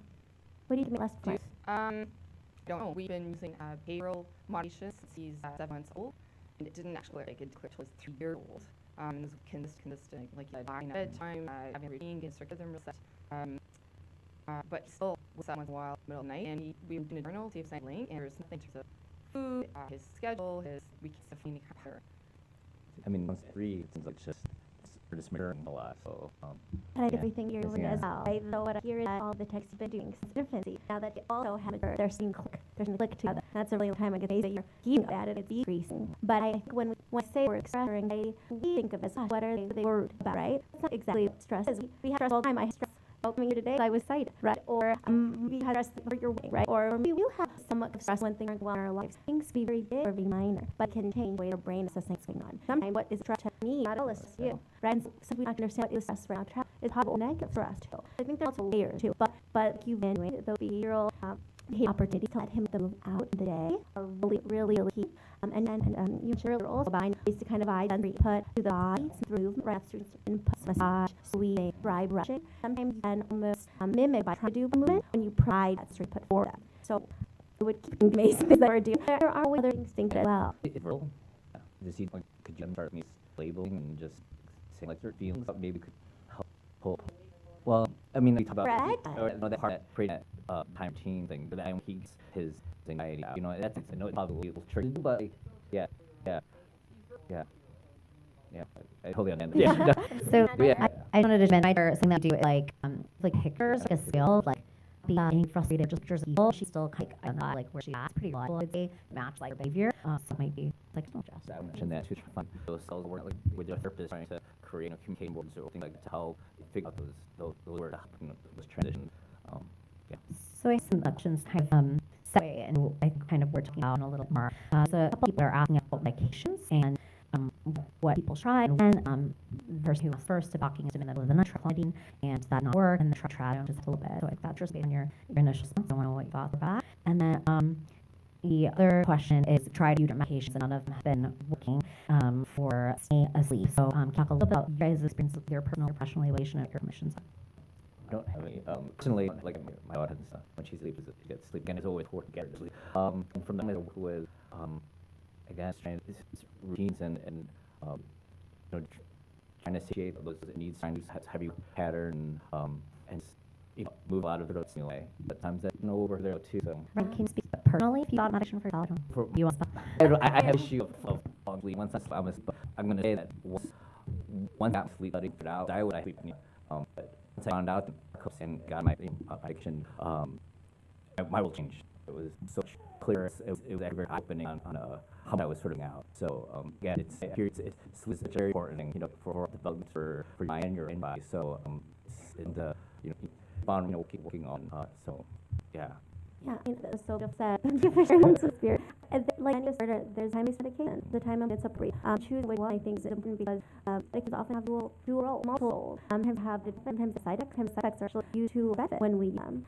So I think if you're struggling with your child's sleep or your sleep, first is just talk with doctors and who should train to think about specifically sleep at this age category. And one of the things that I think sleep will do, I'll tell you about specifically dedicated direct therapy or insomnia if you're having a time late. Not the sleep punching, right? One set of clues is actually a sleep talk standard with a day. And you're facing a sleep like how high, but we do every single day. Your teeth flossing and stuff, you want everything going fine. But when you go have a cavity, you're not going to be able to burn your teeth. You're going to dedicate direct therapy for the issue. There's something called ETI or cognitive behavioral therapy, insomnia. A very specific set of techniques that's in with the doctor. Really close follow-up psychologist. We're eventually show away the individual thinking of sleep. We want to make specific sleep rapid change timing up and in bedtime of the morning. But even with, behavioral therapy, sometimes there's a role in medication. The medication that metclonine, there are other medications things like onset, gabapentin. My daughter's a lot. We need your attention. Obviously, it was added if it was probably the muffin helping with nighttime sleep. And I guess my neurologist and we'll play with village sometimes. And guanosine is it's not very nice to drink. It actually be easier. Yeah. My daughter also guanosine, fortunately, that our daughter can sleep before it's getting to sleep. But I mean, we found the behavioral strategy really most helpful. She's like 40 pounds of fat, and my husband and I put our high body on her. That should help her to go to bed. But yeah, people are. But when it comes to days, like you mentioned, if you have this status, there are other differential diagnoses to consider don't include insomnia. Things like movements or a lot of restlessness waking up. Things like sleep apnea, waking up. And that's a third that it to sleep therapy that that's an overnight sleep study. You said they did more. It was very concrete yes knowing about what's going on at night. Other times telling morning what do you ask. The thing I hesitate to do is medicate them to sleep, waking up, they're not breathing well. I want them that and address that. I want to sleep for. I think the pandemic a lot of variables. I think opened up a lot of misinformation across the country who are on television and bring culture. Then if you are in an area of medicine doctor, pediatric trained doctor, then I think there's a whole area of now virtually. It's always helpful. I think it's sometimes pressure on eyes. Like me too, I also rest when you talked about how that sometimes wake you up and I would say after, but turn up the top of so I had a difficult before why I fall asleep at the time. Actually, there's a friend, and you asked about movement while in states, right? That's how rest life because that. And in the case, not zero medication, they're also for changing the current so that's where a pediatric doctor can really. This is a very specific question for pre-doctors. But some medications like clonidine induce rest sleep, but lastly also risks the balance. Okay. So when we sleep in general, different sleep, we fall to shallow sleep and deep sleep. They actually have a need or REM with eye movement sleep. And we complete that sleep after age of that cycle about 90 minutes longer, an hour and a half. We let the medication can increase or decrease certain stages of sleep. I think it's important to leave the process in it. If this is going to help my chest overall more hours than that, then I'm more willing to give a certain distribution of certain sleep in order to get overall sleep. Because throughout the night, I'll actually have a robust amount of all of my stages of sleep. So I personally, the truth is that deep sleep is far more than REM. But people, it's a lot of dream sleep. It's cool that I even made these dreams. Really deeply, what's called your slow sleep is the important one. That is where we roll. That our brain cells that we have like of toxin from our brain, no matter like that infection. So it's really deep. That is the most important one. What I'd say is if you medication that's going to help child all stay asleep the amount of space in the day. That segues really into the next question. How much sleep is actually needed? I have a 25-year-old son. He sleeps 6 hours a week. Goes to sleep regardless or easy. And he's very sleepy during the day or for that time. He's not on meds. Exercises a lot. He will sleep nap when we ask him to go. So how much sleep do we need? It's such a high issue right now. The American actually got guidelines that include totally times children and what they tell. The numbers are seem to follow more close to the National Sleep Foundation guidelines, break them by age. They really give averages. So for example, and in adult, well, I'm considered adults, we need on average 6 hours sleep a night. Adolescents, I may bet that you're made to generally 8 to 10 hours of sleep. And as we look at age, of course, those numbers as well. I think it's really important to remember those are averages, and they're actually they weren't discovered people putting children in a lab they see how much they put for, and then the next day as well they didn't test. They're circulating averages. And so there's the big curve of what's really normal, and also we call short sleep and long sleepers. Kids out disorders, adult sleepers, just more or less than their age counterparts. So this is going to get asked often anywhere I go, and I people get words. But my final answer would be, if you're this long asleep, you sleep independently, staying asleep, waking, being refreshed all day to get done they need to do, and sleep needs none of their current again right now. Talk about it was something about body sleep. Yeah, body sleep, where you split sleep. Yeah. That was interesting to hear about it a little bit. No, I was just leading up to the cost of sleep. I mean, your sensitivity and your health is in the direction. Because you have narcolepsy, I want to say, if you're getting an hour of sleep that is over the average, they are controlling it through their day. Are eating and they're able to participate in the water specific. They may actually have a bird person or sleeping. That's what happened to me. I would eat like all over the place, couldn't keep those nerd. Then I would fall asleep in most not noon time. The mirror living through slow. But when they talk about quality sleeping, that I'm saying that and it might get me 6 or so. But really, I think it's that quality sleep is. I don't burn any dreams, but I my sleep record when I get out of sleep. And to get to sleep, you got narcolepsy. Yeah, I don't remember. I don't remember again. Our next question is suddenly some stomach. So sleep positions still matter. I feel even chest or it's then it's okay. Obviously we always promote to sleep. Get there independently, so we'll be able to clear the way and make it the best. So I would just starting starting them on that, and then can depend on where we're at. So but again, so if they're able to and that help, and it should be okay. Grade one, right?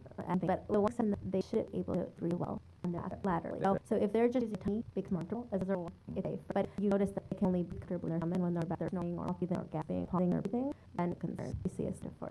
Because I know another thing that I always ask, the patients I see is, I ask or quality sleep. I know sometimes our channels and it's affect that quality. So that's something to talk to your physician about.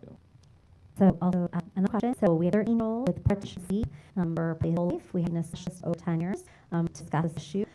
Who do you see and what specialists do you see, and they are in shock, so she will direct in the area. I think question comes a lot to me too. Do I develop a trend? Is there a pediatrician? Do I see a sleep physician? Do I see a T? Do I get a behavioral person? Or I just try some of that that's been done already? So how do you guys know who should families go to first and what action should call? I always I get a question a lot too, but I'll probably. It occurred to me I would to your PC, and I would also make recommendations to see a dental pediatrician. And then I would also recommend, again, like you get all the doctors there, it's great. I would also, definitely consider sleep thing, just from personal experience, how beneficial that was with the opening. So, yeah, definitely send this back. I get the whole team think about together. The pediatricians are most comfortable with certain topics, different development pediatricians are comfortable. So if you're giving real good support, you're in the right place. If you feel there are being addressed, that's when your team knows someone to certain part of what's going on. Yeah. Yeah, we say sleep doctor, like when I'm more myself, like a psychologist or a doctor myself, yeah, what do you mean for going to sleep specialist? Generally going to like, what record would you start?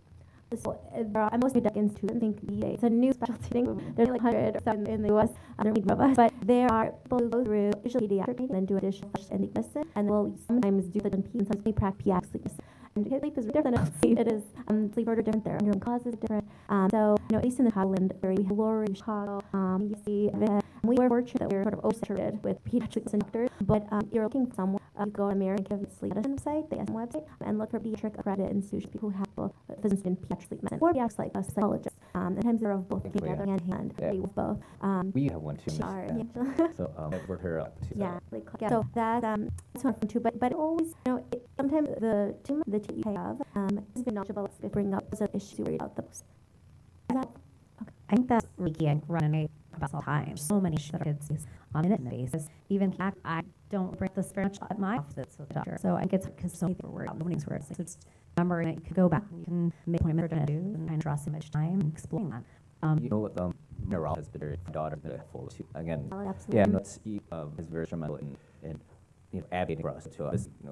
These sort of things, those things could definitely talk to your neurologist about too.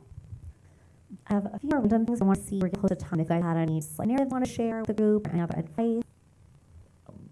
I like creating your own team and since you what works for you. I think all these things all over the place work really comes down to your family lives and work and again lean in things. I get so frustrated about stuff and that's from a therapist from your child. Like we always want to leave in certain things but again it's about balancing about working. Your child might not be able to talk to you, it's reading signs and being able to sort of prevent those things. I think that's really, really important.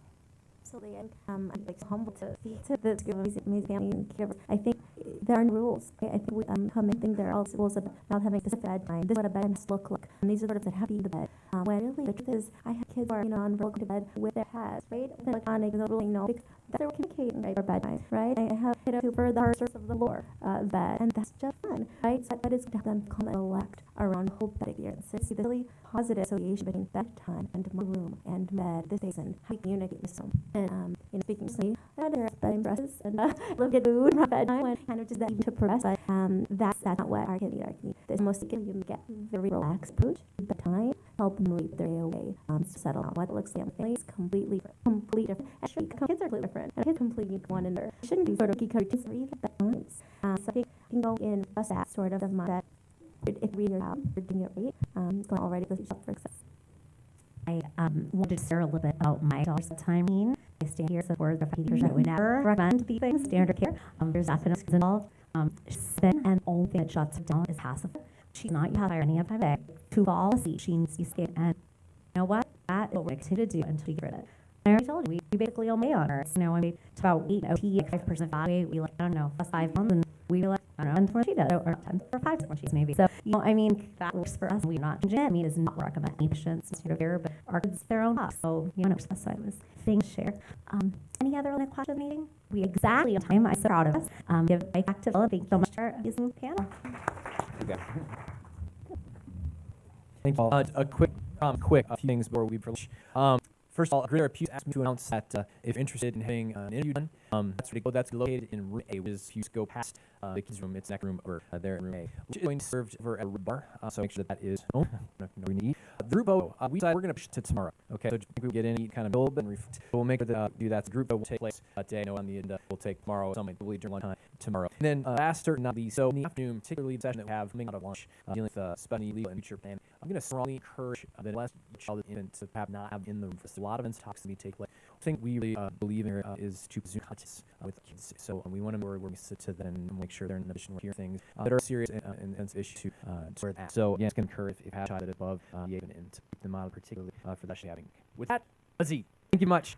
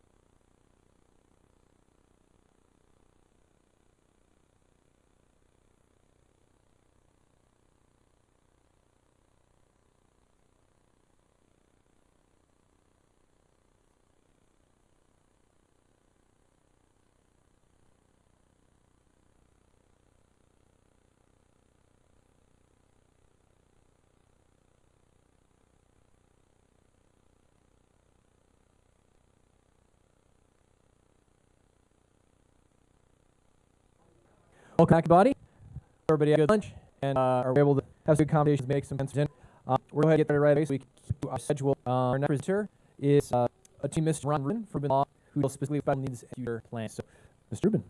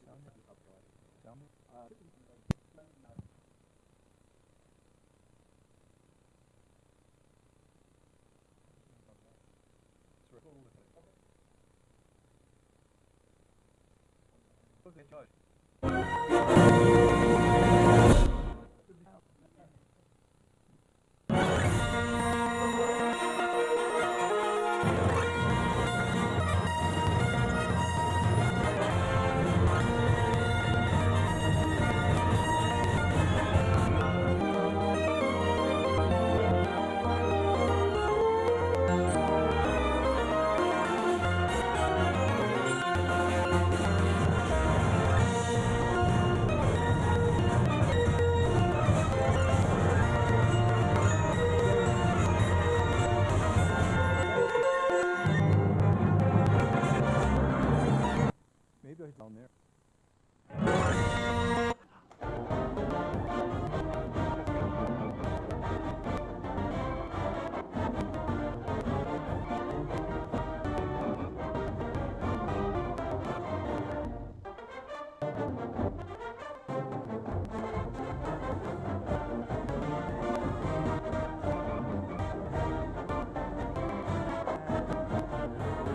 Okay, damn it there. Hello. First, give me an idea. How many more wait with our birthday? Do you have an idea? Okay. In the room, let's see. How many people here for the other for? Under 5. All right. 15. All right. Click. Please. Thank you. So, 40 years ago, 40 years ago, the second out burn, and appeared fine, and then wasn't fine, then he did the diagnosis, and then again, legs are in the road. You can practice some like me with that. So, what's the matter? Some hours here in 40 minutes. So, proceed with that. One of the parents is, hey, I have special needs. Other kids hopefully get so beyond. Every kid that way about the rest of my lifetime. So where do I come from? Well, you know, happens to die and live forever. Second, I should create a pre-birth. A lot of siblings are going to be there. Have a bank. Bottom line is, how much think about it. Plan for college. Some you say, average what's supposed to be return inflation. But for us, the rest of this child's line, this is what going to be. What kind of benefit wouldn't exist, and also what they voted for. We don't know what benefit going to be 3 child alone and 2 years from now. So we can lose whatever we're able to leave reserve on over government benefits. We will do such an end that it's not going to interfere with government benefits. What are we going to do? Please. Again, I'd like to say that we're thinking building pyramid for this child. The base pyramid government benefits. On that concept, maybe I should sit down. I don't know. We'll find it. Base pyramid is benefits. We want to do things. First, the afternoon is making the one sit up. So we're going to click. One benefits. They have to pay one talk social enrollment as high as the aspect of the K and the physical government. We all want to protect our K, which is be paying medical. We're no longer paying health insurance. The main thing, residential care, indicated. We'll talk more about that. Click. We want the reserve fund, but then click. Okay. But if we have more than $2,000 in the name, they'll not be able to pay government. They had agency or 70s for inflation and everything else. Click again. That's a special need trust, nothing new. It's a better type of trust where it does not for government. It's no mix a minute. It's limited. You have $12 million in special needs trust. Turn down a little bit. Yeah, getting an echo ground. Thank you. They get unlimited out in special needs trust and for government benefits, but not their own mode. The S in Borough is 2 special needs trust with understand. And I'm explaining to you, especially if you're outside of Illinois, like specific findings and what do and see. We'll get the file. Click at. Still works, still a certain amount, you have a problem. Clicking. We'll talk about, I will do about money. First, if we're going to talk about this, Social Security income. Social Security does vote credit. Okay, well, until you're 18, your law says the current income. So if most families are not going to qualify, they're 18. At 18, you look at all assets. $1,000 is they look back 3 years, you got to cover up to their 15. But there's Medicaid and Security friendly way of looking at there's which one in 15. 15, we use social income number, which is substantial activity. Basically, the person made from my mind, because it can need social security, and need benefits coverage. Struggling. 1350 is inflation every year. This year, quite 70% inflation. Bottom line is 1350 because you should have every 2 months. If they pass it, the follow is they will quote unquote under this definition. Then they get income for each check. only 841 states. The question state of a state summit, Illinois, but let's do 841 next week again. If they work and they make good money, they're able to Social Security for themselves and some social disability insurance. I'm working mortgage insurance. Be less than 841 check. Or don't work, they're not filled quarters. When they parents pay Social Security, pay away Social Security or entire pays away their debt, on disability, go on their Social Security record, and then they go much money if they're home. And then again, 20 months they get Medicare, Medicaid. I see number Medicare, not 65. Most hospitals take the care. Medicaid will see, especially Illinois, you're going to find 85% back don't take Medicaid. So when they get them Medicaid, we keep them private insurance until they get at least Medicaid. Medicaid, 30 states, 20 Medicaid with SSI, get 8. And the 12 states, same rules, separation. Go to Illinois, they say separation of rules. Basically, what uniform, additional Medicaid set of coverage administered by the states, called AABD, a blind disabled, is named $2,000 last rush test. There's 4 correct Medicaid, Obamacare Medicaid, care of assets, there's no earned income. And there's a bottom where you get more money, you have more assets. Medicaid, and bottom line is want to give in the area. Add a general center, somebody's social plan day in and day out.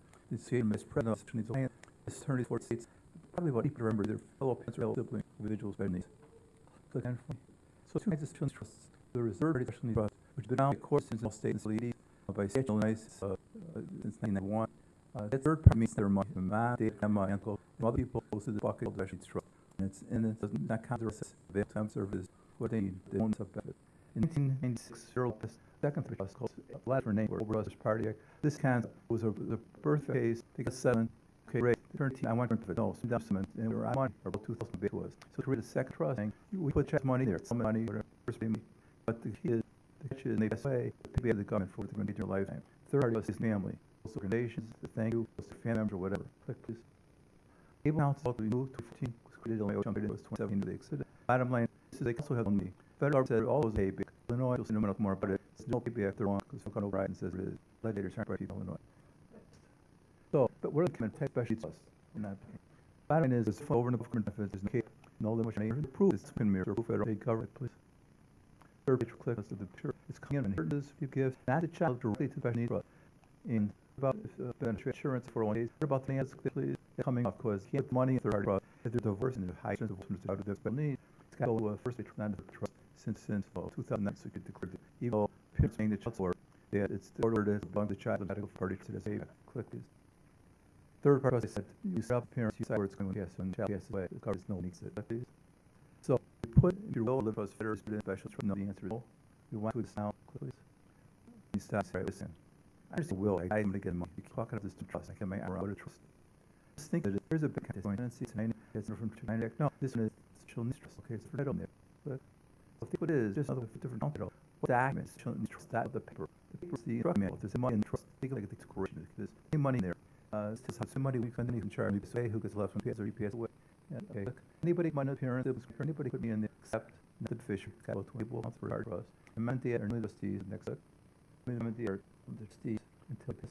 Then we members will be professionals, but not all federal trusts are critical. We have to trust these esteemed benefit and say it to our debt and too.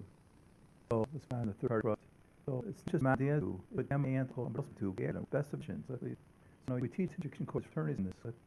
Say good parents, family friends. Don't leave any trick a little guy. Leave the special trust is how to quote. But give them the blank forms. On the blank form, get out a picture after will. That is on mental law. To living trust. I will end the country of current will trust. If it goes in this document, Johnny, will says nobody calls special trust. If they don't handle something, granting it to you parent. By you deceased, it's for purpose. Sense goes. The child shall name any in their name, but the beneficiary is a beneficiary. So that period, there wouldn't trust just in case of interest on. It's a special trust. I'm going to leave a change. We will show they could put to the more. Next, please. If the divorce, we need to educate decent here. If the parents not about, make sure they don't sit up. But the parents messing up. Okay, please. So the unit says there's after us. From the parents interest, several will. Why? Several is one. It's in their will. The trust interest doesn't exist. They die. We don't want to leave if somebody has a way. Uncles don't leave money. It exists now. Second, law change we want to grandfather. And third, again, basically it's now. So we had to educate them to them. Everybody's in, but we have to remember the change of fishes. You have a great bill of rates, children's trust.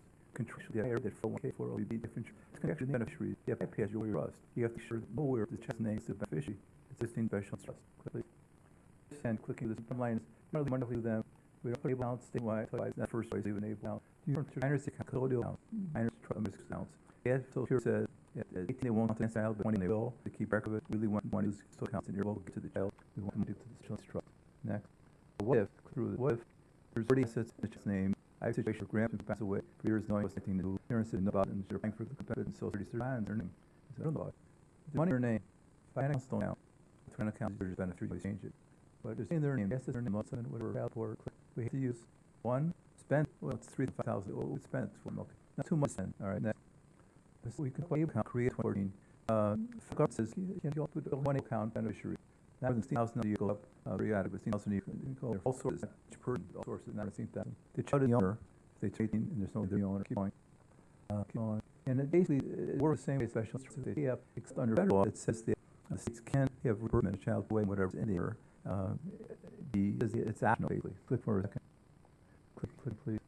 So we want to use it now to kill more 2,000. If we're working and they have Social Security and that's benefits enough, book's a good place to put it there. While we spend money in there, we don't have to put it up there, we'll fine. Short-term savings. If we want to benefit control, can't control special trouble, we have them control me, but limit amount of money, so it's sure there, I'll have to trade after me. And I'm doing $100 a week, whatever. Keep going. Grant $1,000 each and check to do the right thing. 6,000 we can spend to a name account. Turn one for time. Right, so, Illinois, through this multi-page, no, there's no payback. But CMS, the federal Medicaid agency, said, no, Medicaid will pay for residential, the medical, employment services, all those things, home support services. The federal government said, can't, yes, it can't waive it. It's a medical society, can't waive it. So that's why, that, and the actually, no payback, except the federal requires a what? Click. The other one, at the part bus, for 96, again, get sure. Get the name for it, click sure. So it's coming from memo, this is only reason it's just left rep third trust support. It's more 6,000 under the enable account. But child PSA for the state to reimburse for the age during child's time. So we don't want to do this, but only when we do. Zero keep benefits. Click please. It's not good. If the person's over 65 and you use it some states, you can if you use not profit to be trustee, not limit the guardian of the child, the guardian post to get court approval. Let's go to type of trust, go to third trust. Child support, we pay if child 18 because the child is qualified child unless the court orders is paid to the first review trust. We can support the time one out of pay the trust, but also how much is child need, all buffer minutes.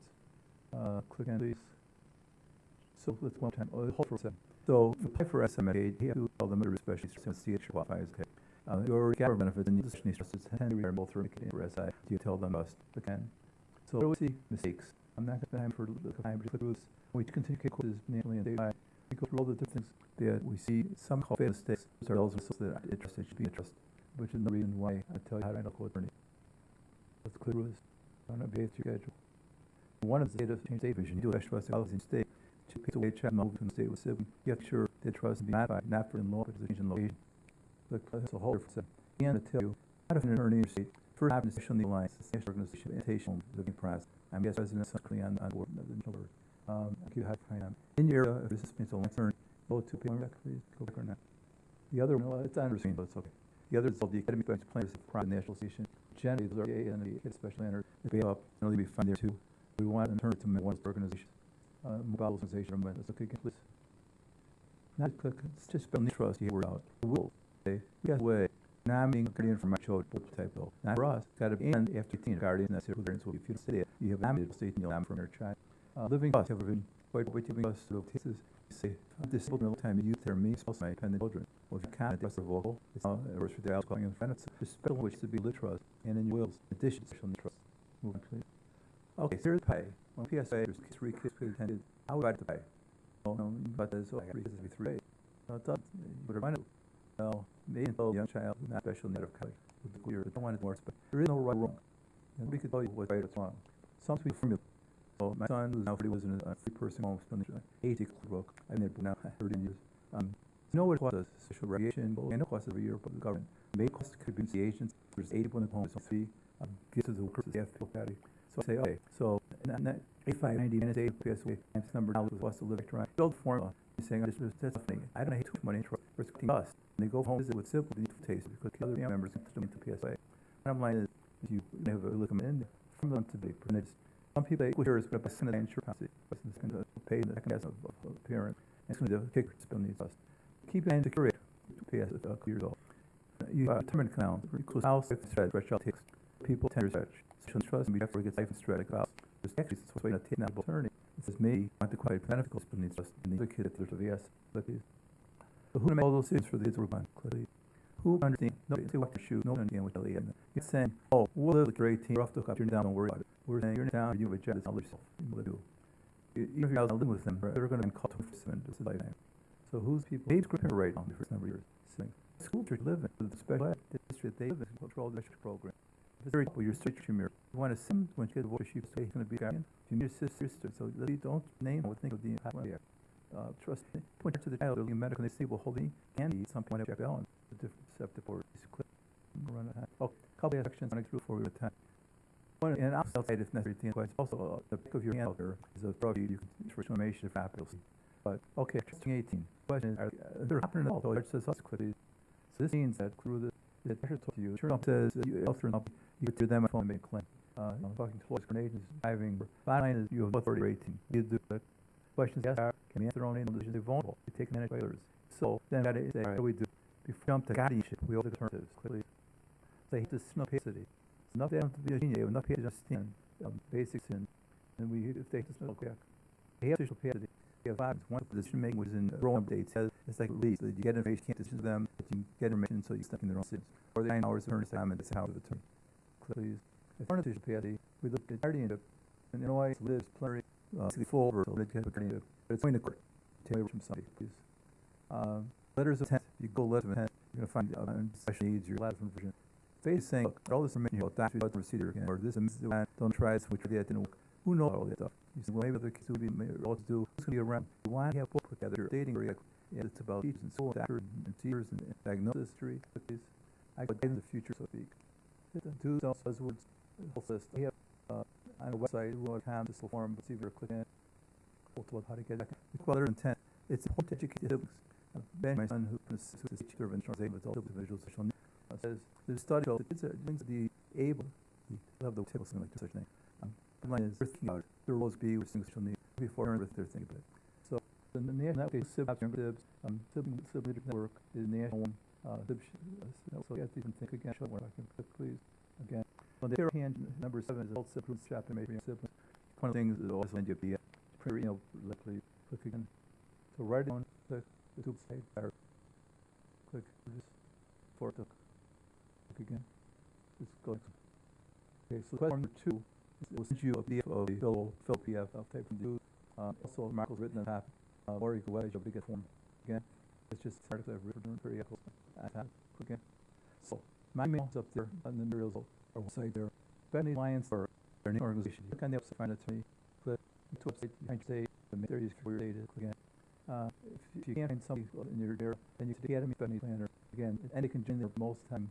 The decent attorney in the area of the alliance of process. No, let's find a term again, please. It's a mail form. It's in more information if happens. Military benefit, as much as I could. I'll do this. I do archive Illinois several times a year. Normally do this about 2 or 7. It's trying to get an overview of awareness. So the ability. You can mail what's this system specifically, and what's information. You can please. If you can get the PowerPoint, the point is, and put that there and we'll send you a PDF. Okay, I was to make it 150. Oh, cookies, right? Oh, good. Can we do it in this question? And I just want to appreciate thing like these guys over the first thing. Again, I practice we're going to repeat, but this is awareness. So what can go from here? Number 1, got to keep money out of the team. One, because from to take care of them. 2, is to government. 2, educate the extended family. You can do the right thing. Let them know if it's to needs us. Go to needs to learn it. This is stand out, not a protective. They're not going to you. Especially clients, they miss plans. Call you ARC, your state, or see your state could be for this. Let's see. Comes to applying for benefits, also send some check in the state. When you talk to the attorney, they're going to tell you they would just go to assistance, playing our blood, they have businesses with the medical application. Also, discussion about the stating, discussion, the guardian or attorney, make sense. No one guy's felt it's in the diet. 11th is very important. We do 11, 10, 15, if you trust in guardian, we'll do with it, do PDF, send to them, but upset you saying, oh, I can sit on a topic right away, because I want to get the conversation. But don't get it, update this every summer year, to delete, you're doing it. You also want to executive summary experience to talk about the article. You guys all confirmation, but it's prematurely activity. We want to not through the next 4 hours at the actor's agent bureau. Trying to know for 48 hours. We'll talk the things within in the 11:10. Now I'm hoping this to be for vegan. I just had a question. Our son's 4 year at least late month when I'm just sign up for us insurance. I just wanted to have advice for that. So I know a lot will have. On 18th, the parents and family said, wait till then. Okay. I'm a you email me. I'm giving you the full name so you can read. Well deserved. Oh, email me you are, and I'll give you a couple name people that Juliet. I have a question regards like state you're in. So this spending trust set up a state. Then guardian is enough in there, or the child moves because they have to stay in the state. It depends. Yes, here's the answer. Most states, no. In typical term, I gave our translation attorney about it. This is why we've been approving our student trust. Their child is living but it's a different day. The trust came out even if parents say. However, typical term type days, Florida, Arizona, not. But there are states, so that's how from things that they. So we find it's okay or to relocate with a sibling or it's going to be 9 tables and to take to read it down and get permission. But does get changed if the hours earned. Their power attorney signing Illinois for the LDA, but forget these distance. You want to get status of attorney. You got depending on the date, is there a transfer? Start over in the date. It's remember the serious federal. So that's a chivvy trust. It's vacated. If they service state, it's that date line. You got to reply at 9 in the state.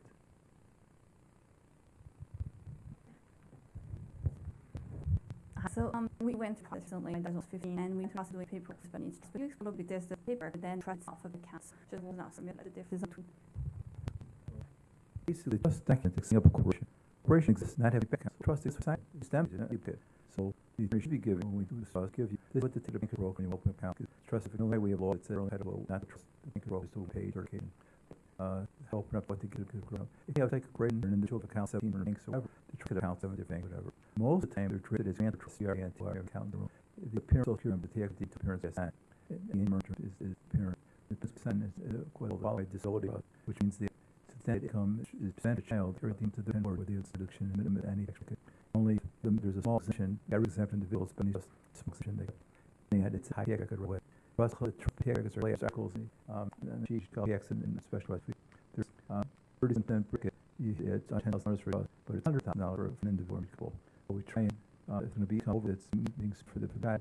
We want the insurance to minimize income. I don't know. We had to question her.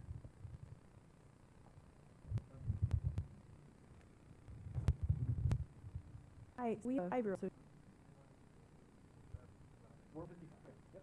we have fiber. So we have parents who had money college. If I can count the other to college, fund would be the best plan for them to study for. For 529, it's not the money, the beneficiary. If there's a kid, at the end of the account, you can benefit other kids' time. Number 2, Able law changed a week ago. Where you move over from 3 table over to 528 now. Kids 6,000 years, most over from all sources. Able account could be used for just education. 5.9 is limited education. If you have 5 in that account and they might go to school, you might go to college, and there's nobody else to train the beneficiary to, you're going to penalty when you pull it out. So it's preferable. They live third trust. The trustees are. What you want to do is spend how you want to include education, not education. Benefit 5.9 was a free. Able on income free. So if I'm 6,000 a year, nobody else to trade able. Yeah, you put in able accounts. It's not just education, but they only have 3. Okay. So. Thank you.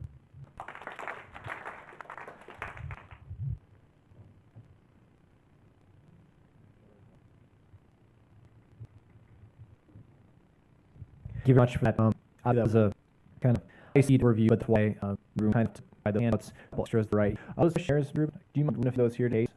Okay, so just okay, I tried to just be the packets as easily as could. If I didn't or want others there, I'll just leave here at the on the here for us. Go to the web. You can see where we're planting at one time. So, Illinois, we're on the whiteboard for another tour. Whatever you want to see other opportunities. Well, thank you, Mr. Rubin. All right, moving on. I'm all kind of a bit sure because I'm not biased by any. It doesn't make me feel I've got control over it again. We're going to have a Nick 101 overview presented by Ms. Becca Smith. I've seen the thing virtually before, and actually it was wonderful. So, Ms. on up. Welcome.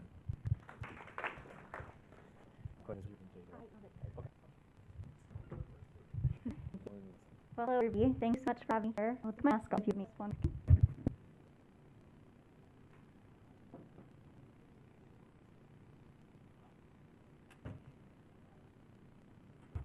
Well, my name is Becky Smith. I am a genetic counselor with Essentially. As genetic counselors, our hope with genetic testing is that an answers find are an answer for family, that they maybe give a sense of understanding that may lead to a sense of community we have here.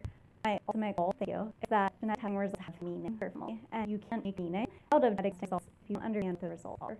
So my goal today is to take complex genetic science that we can go every day and translate that into something that's actually meaningful for families. So I'm going to take us the whole back, high school biology, setting a good foundation, and then moving forward, hopefully in very practical terms, so that I can get child reports and hopefully understand it telling you more. Definitely was predicated to be interactive, so as we're going through it, if you have a question while I'm talking, raise your hand, give me mine, make hand, just let me download them as we're going through so that you're feeling lost in the lab. Alright.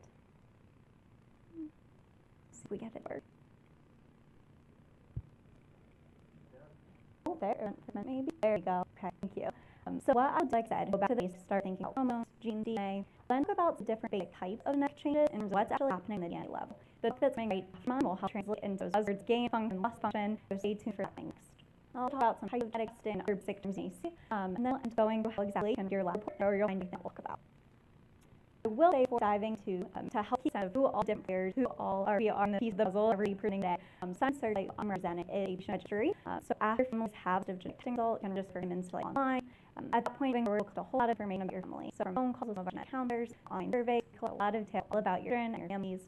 Data is available not only internally for our researchers, but also to take out to the field. Any researchers externally, all access data, and we're increasing the amount of information we have. Okay, so our body are made of billions and billions of cells, all like our cells.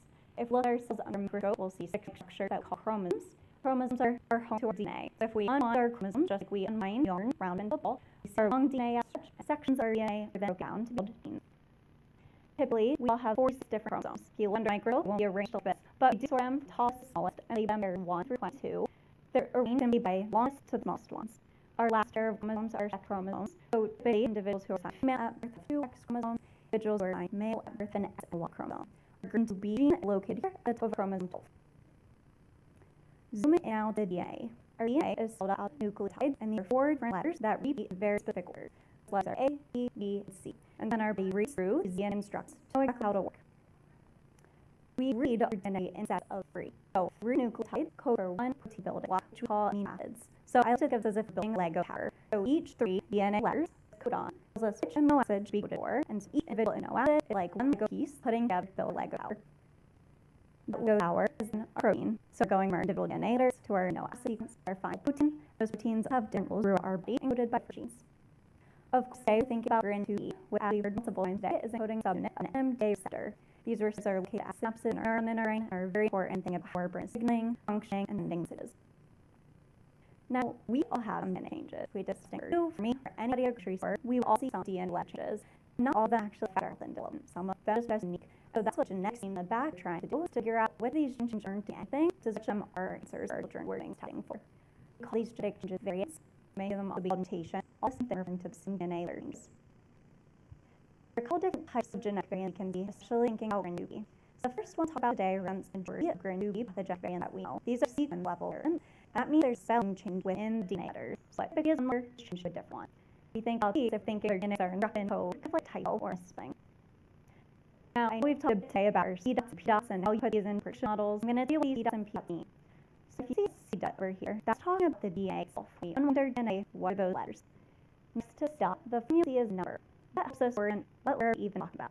So in this case, we set the beginning of the GRIN2B gene and count 928 letters. Typically, we said G there for most people, but we in this case is that G is changed to an A. That's how you read the C dot.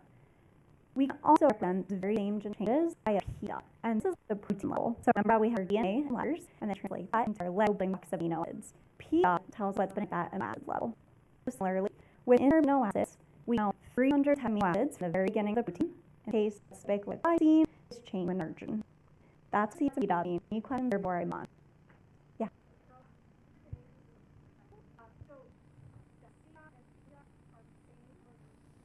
There are 2 different ways of talking about the very same variant.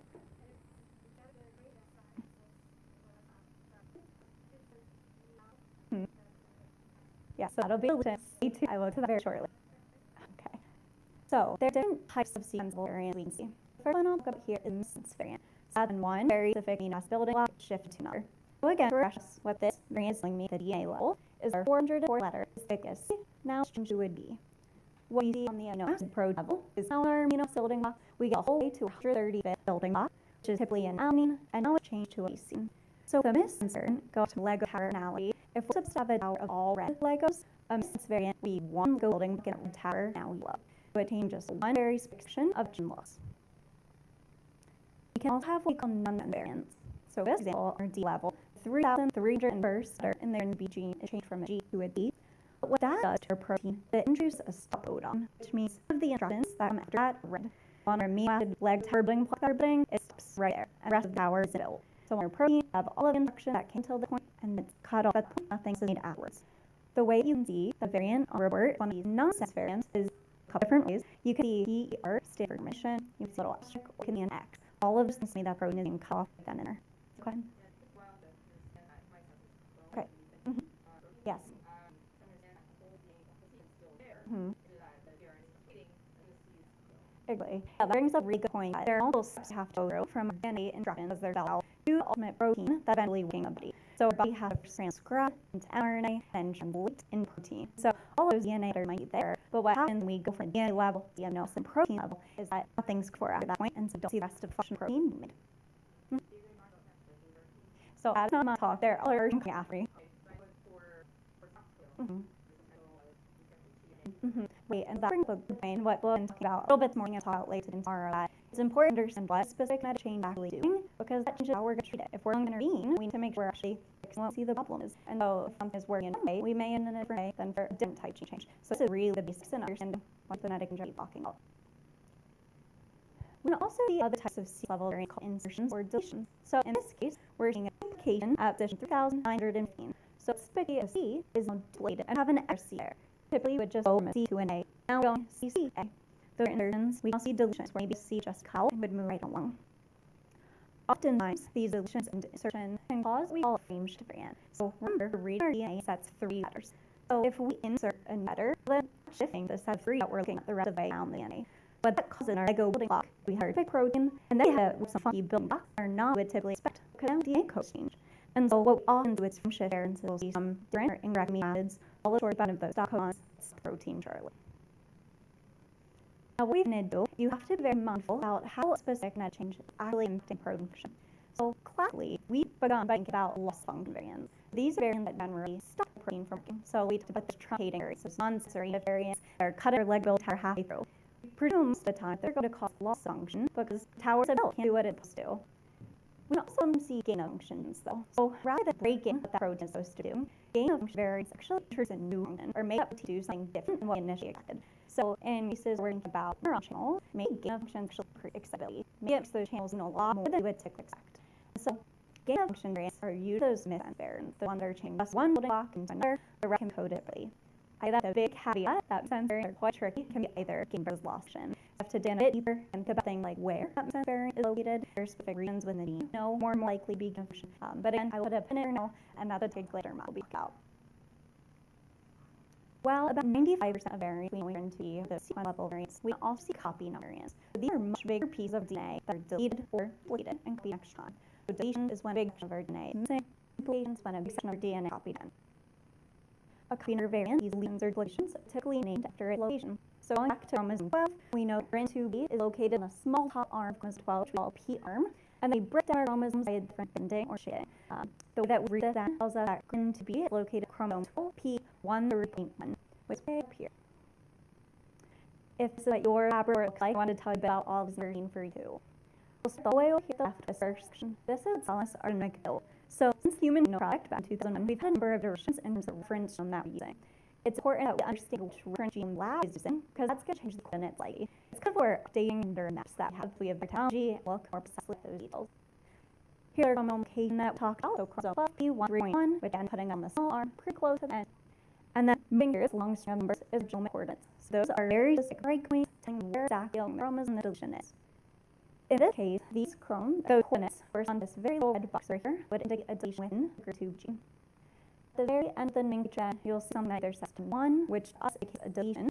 Somebody has 2 copies against what we'd typically expect. An inherited mom, an inherited rat.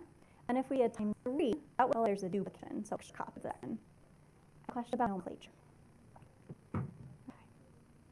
So what types of genetic testing are there? Shifting a little bit. Historically, would have stood karyotype. So that's what I mentioned at the beginning. We're actually looking at pictures of chromosome under a microscope. Karyotypes were really good at being we have entire or single chromosomes, or if they're really, really big ming or H pieces, could be that karyotype. We also have microarray. So this is for any small copy number variants. So microarray is how finding deletions or duplications, missing addresses. But most commonly, probably find GRIN2B variants is sequencing. So that's actually being proves individual DNA letters. A couple different types of sequencing tests you have. They have a gene panel. So this is hard to say be ordered based off specific symptoms. So we have panels we can order children with developmental days, have panels that we can order children with epilepsy, panels for children with autism, and those panels is anywhere from 500 for gene related to science. More common it's becoming more accessible to create is whole exome sequencing. Whole exome sequencing, the much more broad testing of an weekend, that's actually reading through all the potent DNA letters. That's the third types of check we do. Panels and exome sequencing are related to the smaller than sling letters, which was related to lesions and implications. So, we've made it to the point where we have tested, we found a gene change. What that gene change means? As I mentioned at the beginning, we all have some net variants, and there's a very systematic way that we try to interpret and understand what a gene change would be doing.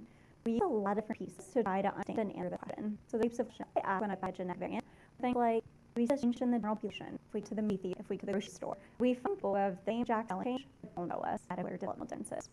As a token, I ask how we in this and other people who do show similarity to a child. You can also think about like inheritance if it was down from a parent. You can think about things like functional studies. If people are working out in the lab, do have evidence that's affecting her on working. So many different pieces of the puzzle when a variant version. I'll also say this can change over time. So if you're having 2 years old or older, bring it back to your clinician and say, hey, can you call the lab? I want to take a look at this. As we get more information, as more people have access to testing, as more functional studies are available, we'll have more pieces come together to make a picture family and inform classification. So if it's not one, then definitely check in. Say that you're about every 2 years. There's a couple of big classes that we go. If we're very confident that this change is lifting your body working, it's likely to be an answer for the medical and developmental differences. We'll call that variant likely or pathogenic. However, if there's not that much research yet, maybe there's conflicting evidence. Maybe we can't be very confident that this change actually is your child answer. We don't want to give family an incorrect answer, so instead we call it a variant of uncertain significance, VS. These are the ones you see this in your health report, stir that, and check with their clinical providers very often to see if there are any updates. Any questions of classification?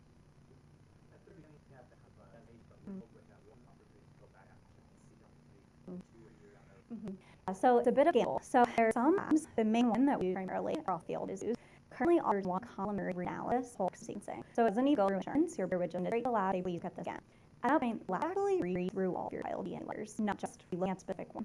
So it's a delicate game of wanting that answer and wanting to do that testing, but also giving us time for things to catch up in between so we have enough new information to actually get meaningful.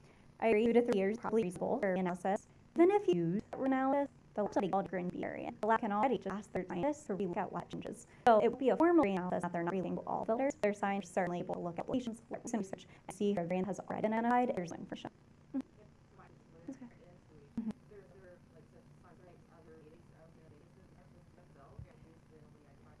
It's definitely a place you can start. So as to the beginning, a genetic paradigm search, like my main goal on project is looking at words, making sure we have the most recent up-to-date classification. We actually look at all of the US annual to see if there are any updates we can family out.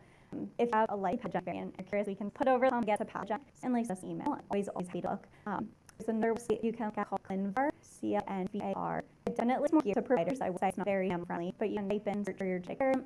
I will say though, if you see that it's been called the next, still bring back your provider. We'll definitely get your family sense of understanding. We want to make sure doctors know how to do, and they're sure to really care. If it was not genetics board here, maybe it was a neurologist, it was a pediatrician. Maybe you don't know very comfortable looking at the genetics of the puzzle. You can always call genetics lab directly, and both labs will have genetics counselor can walk you through all the puzzle, and I'll get the analysis started for you. The distinctions. Sure. So we have established guideline that helps quantify all of the evidence that we What I talk about this is that with like population databases, they're good to make OS and science functional studies. We have guidance on how we can quantify all information. And then that information together, we have assign point values, and those point values for us to test how confident we are that it's a child's answer. So think about it. I don't have stem either. I think about it like spectrum. So on the spectrum, we have pathogenic. They're very common. It's a child's answer. Our spectrum goes all over here, though, where we have non-variant, doesn't do anything at all. In the middle, we have the whole uncertain section where we're not sure. So there's some of these that are more suspicious and are started to be put to the side, but still fall in that uncertain category. Similarly, the variants were even more suspicious of that one that likely pathogenic category. To say we have evidence pushing us to this direction, but it's not a slam dunk totally yet. So we got evidence that may slam dunk that one and move to pathogenic.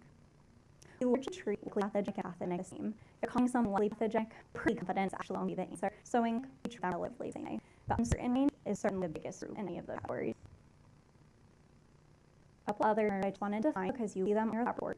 First, starting with autosomal dominant. So again, with 2 copies of each of our genes, one inherited from mom, one inherited from dad. Autosomal dominant condition, GRIN2B disorder, means that you only have to have a gene change on one of those copies for it to affect your child's development. I only put dominant because I want to live us, but I will further contrast it with autosomal recessive inheritance, in which you have gene change on both copies, called telometic differences. Heterozygous is the word that we use to describe when somebody had one gene change on one of their copies. I'll invertly contrast this with homozygous, which then would have one each copy. One of the pieces of the puzzle men think about is if gene change passed down from a parent, we call inherited. This is different than a gene change was brand new in a child, not passed down either, and that's what called de novo. It is so important to remember that it's absolutely nothing that anybody does or doesn't do causes totally random gene changes happen. Our body is really good at copying DNA, but it's not perfect, and sometimes by instance, sometimes just happen, but it's nothing that anybody did or didn't do to cause the gene change. Some other term you hear floating around get a idea of mosaicism. So if somebody is mosaic for a gene change, it means that gene changes has in some of their cells, but not all of them. That can complete features leave that percent, but it's only affecting some part of their body. So if people may be mosaic or GRIN2B gene change, that's just any difference at all. One contrast is German mosaicism. So sometimes what will happen is a man will have two children both found to have the same genetic change. When we test mom and dad, both mom and dad test negative. So it tells us that the chance for very rare genetic change not twice unlikely. What's much more likely that some of women's eggs or some of men's sperm carry that same gene, while their other egg and sperm do not. There's not really a way that can test for this right now, but we can even the woman's eggs or man's sperm. This is relatively uncommon. We typically see families with a less than 1% chance for germ mosaicism. So family working out family and chance future children should both parents test negative, but there's less than 1% chance that any children would have that same change, but never would with this. The last terms I'll say, but you'll hear the flow genotype and phenotype. When we say genotype, that's referring to the very specific DNA variant. So genotype, your C dot and dot.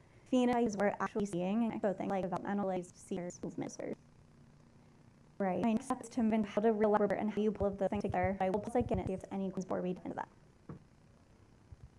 Okay. So all laboratories will look different depending on the lab who's building it, but all built same parts and pieces. Starting at the top, you'll see all demographic information, child's name, date of birth. The thing I will point out the most here is the date was reported. Again, we learn more and more genetics every day. So what we knew about GRIN2B in 2018 is very different than we know about GRIN2B in 2022. So if your report was reported a couple years ago, bring it back later. They can talk to it again. If your bias isn't sure, call the lab, talk to the lab again. Definitely keep tabs on and task us forward.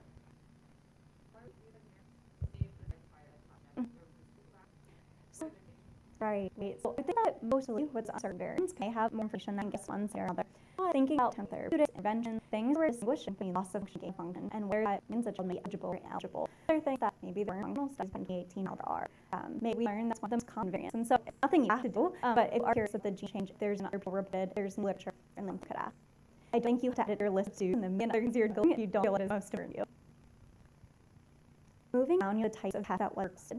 This is important too, not particularly this scale if we have GRIN2B amber, but think about why genetic testing has been done, how sometimes DNA built that, and is there types of you should ask our about. So if your child has only had a chromosome microarray, their DNA has only been looked at for missing or extra pieces. The individual DNA letters haven't been spelled out. So in those cases, you may ask your provider a type of sequencing test, like panel looking at very specific genes, or like sequencing looking at all of the coding genes. So with that, you'll typically see some clinical foundation information. This is why you've had genetic testing. I like to return to this to make sure this is actually correct.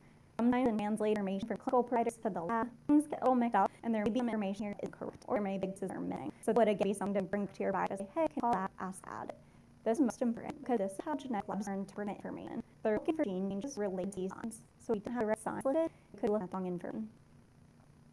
And then really get into the result, we'll dive into a little bit more. Quickly, the very first thing they'll tell you is gene. So in this case, we're thinking about 2B. And next to it, we'll tell you a little about C. Somebody has a pathogenic variant or a really pathogenic variant in that gene. So in this case, we call this sign that all know GRIN2B related disorder. We'll then move over to mode of inheritance. So this tells me, because they listed as autodominant, that are 2 copies of each gene, but only need to change in 1 to test those on of GRIN2B related disorder. Then move into specific variant that was found, and this brings us all the way back to what we saw at the beginning, where C dot, which was a DNA-led change from C to G, or P dot, which are amino acid changes, in this case a missense variant, from adenine to glycine. Continuing across, zygosity. So this is a reminder is telling us exactly how many gene changes a person has. So being heterozygous, you know they have 1 gene change. If parental genes were provided, they'll also tell us inheritance information. So this we can see de novo, meaning it was a brand new change, only a child, or could also be inherited if it was passed down from a parent. If the initial testing you'd for your child was panel, chances are parents did get sampled with only the child sample that's all. In those cases, if you have genes out, want to have more kids, what a chance that other children have the same gene. Can do parental testing in the back end, so that the clinical provider can coordinate that they send them in a sample and look just for the very specific change they already know. And then get our classification. So this is what I was talking about. It's really a skill from benign, meaning not acting, pathogenic, or no is our. If I could modify this picture a little bit, isn't her tits get shown here? Our VS spectrum is probably about down here, go the whole way up to out here, and they have like pathogenic pathogenic. So for us to call a variant on either the end, we'd be very confident. Most variants we actually probably be in a certain category because just don't have degree or a lot of evidence to make enough calls to categories. Moving down on the report then, the big lives in rain about do we know what GRIN2B, what's doing in our body, when you see gene changes, what's it cause? Just like what your clinical provider is using just to give you some information in terms of what this actually means. This is a third point, but certainly don't want to be the end point for your family. And being connected with GRIN2B Foundation, staying in touch with research projects, you'll know more information on the original web. If you are interested in diving into the literature, the papers that are listed in these sessions are a good place to start. I will say the written providers, not very family-using, but you see these taken and referenced throughout. These are typically a number of papers where you can start. If you don't have access to the papers, sometimes you have to pay for them on. I always encourage my patients, please do not pay money for it. Your doctor, if you can get access, to be willing to share with you through their institution. And that brings me then. Thanks so much for turning high school biology class me for a little bit. I'm very happy to take any questions. If you're looking at your child's group and some people on here that can talk about it, very happy to review with you. We do have a comment question. No, but we're asking about. No, I haven't consumed micro. I'm going to try more. So, yeah, can you get kind of about current status for future PK tests? We want to do 10. The person we were told maybe topping about is in terms of like cover because medical research is so therapy on it from unless you said you're going to have a child. If any of that changed. I'm very happy to say it has changed in most places. Access is definitely increasing a lot more, even than it was 2, 3, 4 years ago. Think about some of the things we talked about in our last talk. Generally, I'm only on own experience Pennsylvania. I do think this is principle last country. As children have or diagnoses like global developmental delay, intellectual disability, autism, they're very often eligible for secondary Medicaid insurance, and that's regardless of family income. Simply by virtue of the diagnoses, eligible for those fits. What genetic testing labs will do is if they have secondary Medicaid insurance, they cannot balance the families. Meaning, if you do testing and primary insurance approved, your family will not have an applicant for the testing. Your secondary insurance will put up, will for lab, you will not see bill for testing. So, as long as you're in an institution where they have a place set with lab, where they're able to get that test rolling, you should not have out of costs for testing, and it's certainly becoming more accessible. It's very good.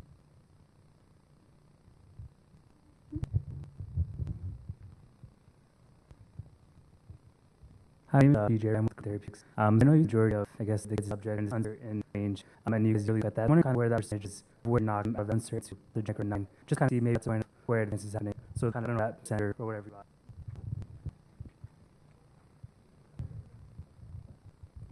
So perhaps we'll refer you. I did say exactly that, but now here back, I will rephrase what I said. So it's not so much a majority of variants that are being reported are uncertain. It's that uncertain spectrum will be bigger, likely than a pathogenic.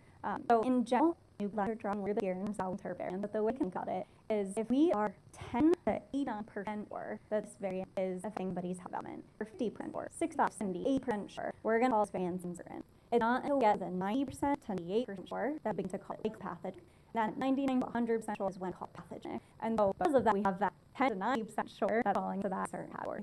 We do see with our assignment like population that decent variants are being upgraded to likely pathogenic or pathogenic over time. So each year we have a handful. This year in the latest review, we had 6 variants that were updated, but that is all of our genes, not just GRIN2B. So it's not unheard of that variants are being upgraded. I think the keys of the puzzle that really lead us to this upgrade are increasing access. So as multiple genetic tests are available to them, we can find other patients with a more phenotype with the same variant, and that increases our spin.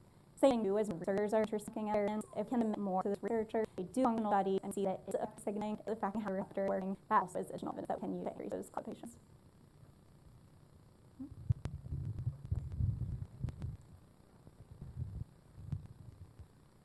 Much. Just curious, there's efforts out there that are reaching for broader genetic testing, obviously for community and all genetic culture diseases and having more patient versus on that greatly. So what can we do, or what resources supposed to kind of push forward?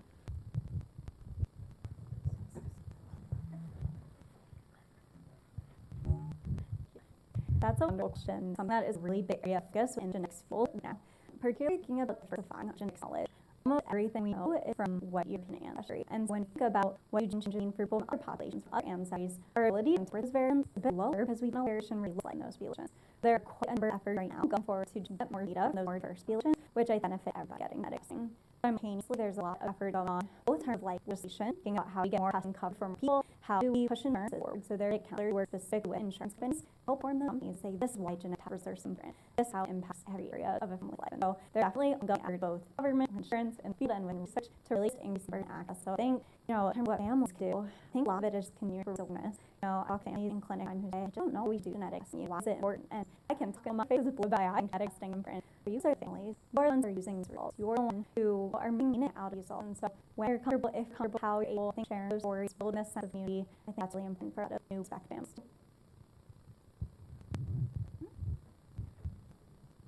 It's what it made comment. Even when my daughter was diagnosed, I think 2017, it was we basically a piece of person we'd say we picked it 30, 40 and there's having out solutions.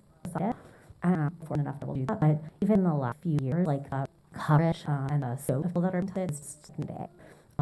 I perspective, I would say a lot more like specific goals and that, so that you don't necessarily have to go whole sequence first and do like C channel or O channel or something like that. You know, I sure went out with my daughter to diagnose that. And then I think like if you have seizures, I'm pretty 100% covered. So I feel like vast or my has been having more of that for the last years. I think that it's parallel that we in the group and our numbers like has exponentially grown on time. So I hope that continues. Thank you. That'd be our last question in the interest of time. Okay. I was looking at my son's report and it had the whole genome chromosomal test. I was wondering if we are got diagnosis of GRIN2B, would it be beneficial to request additional testing after that if you know it's looking like he's had right away? Do you need a pan or a whole gene sequence or is that information? That's a great question. One that clinical teams think about all the time. And there's a couple different factors I would think of. The first thing I would look at is classification of the deletion duplication that we're down. So if they're calling that deletion or deletion pathogenic, like pathogenic, I mean, pretty common, that probably explain what's happening for your son, so some things history, and helps guide moving forward. So generally, after we find an answer like on right, we'll pause, we'll stop, we'll make sure all the in place, all the correct case and base. The reason I might consider additional testing down the line is if you have other medical concerns that are not explained by the GRIN2B results. So if there are other health considerations for your son that aren't any other people who have GRIN2B related disorder, then maybe there's another piece of puzzle for him. But if what you see matches really well, if you read the description on the bottom of your lab report and it figures into T, then probably answer and round on that, but and there won't be utility moving ahead. So I would go to taking a lot of confidence that that's down active as your island. Well, thank you much. Thank you very much. At this time, we're going to take a break. Just a little short, just been keep our time pinned out here. We're seeing time. Well, start times. We're reconvening on 3:20, about 2:55 right now. So I think we back up 3:1. We'll be joined by Dr. Steve and us from Marie Bertie. You all.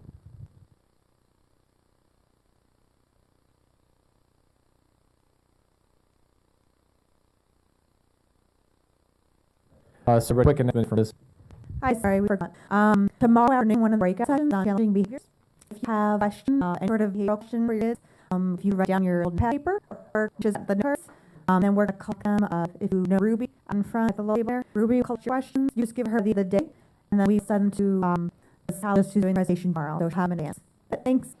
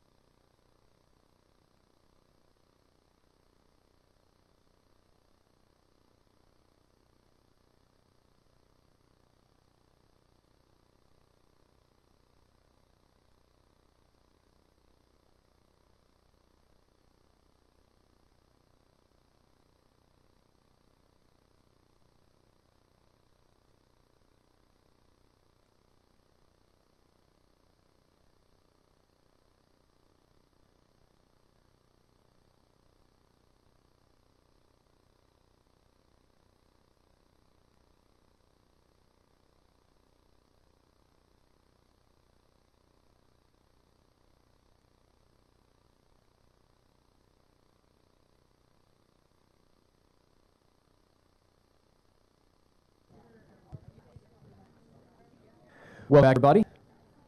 Gonna go ahead and keep train rolling so we can get these sessions sort of done at a time a lot.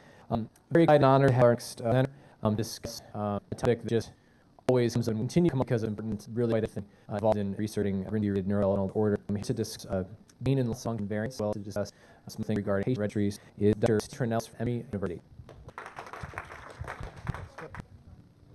Okay, it's really great to be here. I love coming to this meeting. We had one in Atlanta 2018, and just to get that the GRIN2B Foundation is really doing a fantastic job. So that's the same view that everybody I talk to outside of my own lab has. So you should also about the effort that you put in. Let's see a couple of, if I can word this here. Whoops. Anyway, just quick note that you need to read his names. It was without saying, if I say I mean we, and if I say we, I mean that. And so these are the team folks I work with, and just a quick comment to Juan, collaborator, and a lot of work who's involved in anything we're on at GRIN. Let's see if I'm forward. This is my ended convenient interest side, involved in a couple of start companies. One pharmaceutical company, actually, has started, and on scientific advisory boards. This slide should 2018 like this slide.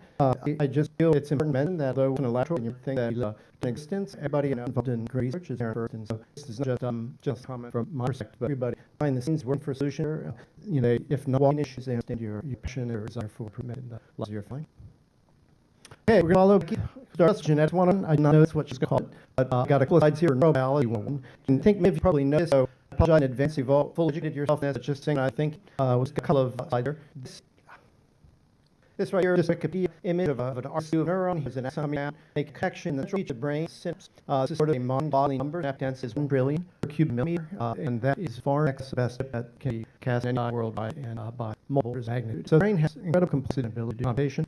These synapses come in two types: excitatory and inhibitory. Excitatory tends to cause neuron 1, tell neuron 2 that you talk, and inhibitory quiet neuron 2. And so of these types of synapses, we are going to focus on the excitatory synapses. Use transmitter glutates, convincing glutamate, the food enhancer, but it's a main neurotransmitter in the brain. 99.9% of the excitatory synapses use the transmitter. It's released in the nutrient fat into the vesicle, and it's very narrow left. The networks diffuse across it. It counts in blue. These receptors on the other side. And the ones that think are called unactivated glutamate, and when activated, they own a hole in the brain at your current flow. Positive cation, sodium calcium flow into the cell, and it will depolarize the cell and cause it to talk to it. And of course, these synapses are connected one to another and form circuits, like you would find a computational CPG. So the glutamate receptors can alter flavors, 8 genes encode delta pain and MDA named for various reasons. Obviously, we're going to talk about just NMDA today. And those receptors that you have heard are encoded by 5 genes, GRIN1, 2, A, C, and D, and of course, we're going to talk about 2B. Important in all sorts of neural functions, learning, memory, movement, brain development. Basically, I think can cover the NMDA receptor principle. Everything does, and involved in it's on virtually all neurons.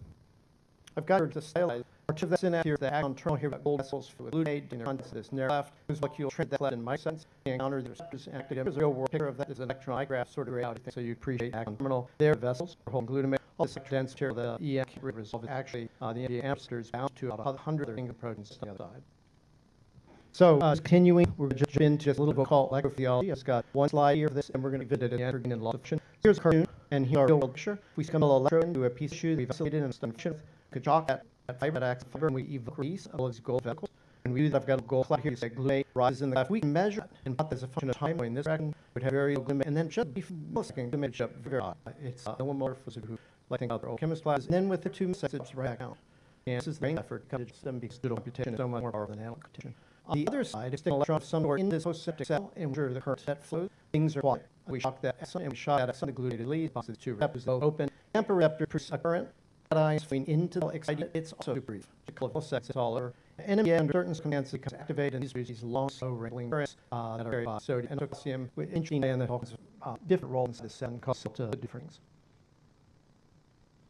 Okay, I went back that here to sort of turn in your head in a few slides. So the NMDA receptors, again, you have probably heard their tetramer assembly have 2 obligatory glutamate units, or the product as I keep describing the GRIN1 gene, there's a protein glutamate 1 and 2 glutamate units. And because there's 4 different glutamate units to A, B, C, D, we make combination receptors. And all have 2 glutamate 1s and then 2 glutamate 2s, 2 A's, 2 E's, pair 2 C or 2 D's. So we can make them out of those 2's, 2 A, B, A, C, A, D, so.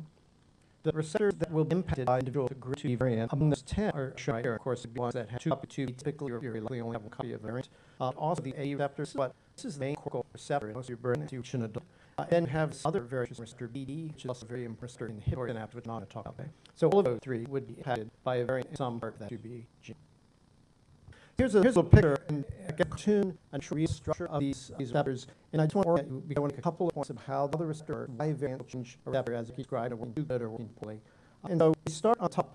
is just linear protein that's coded by gene. And so we just took a long gene and we stretched it, start to finish. And we color coded. We have these different domains. And if we come over here for these domains fold up into rough shape. Like being makes a M shell, two blueprints make an M shell. All these little yellow pieces make a bundle of these rods, bones, and brain.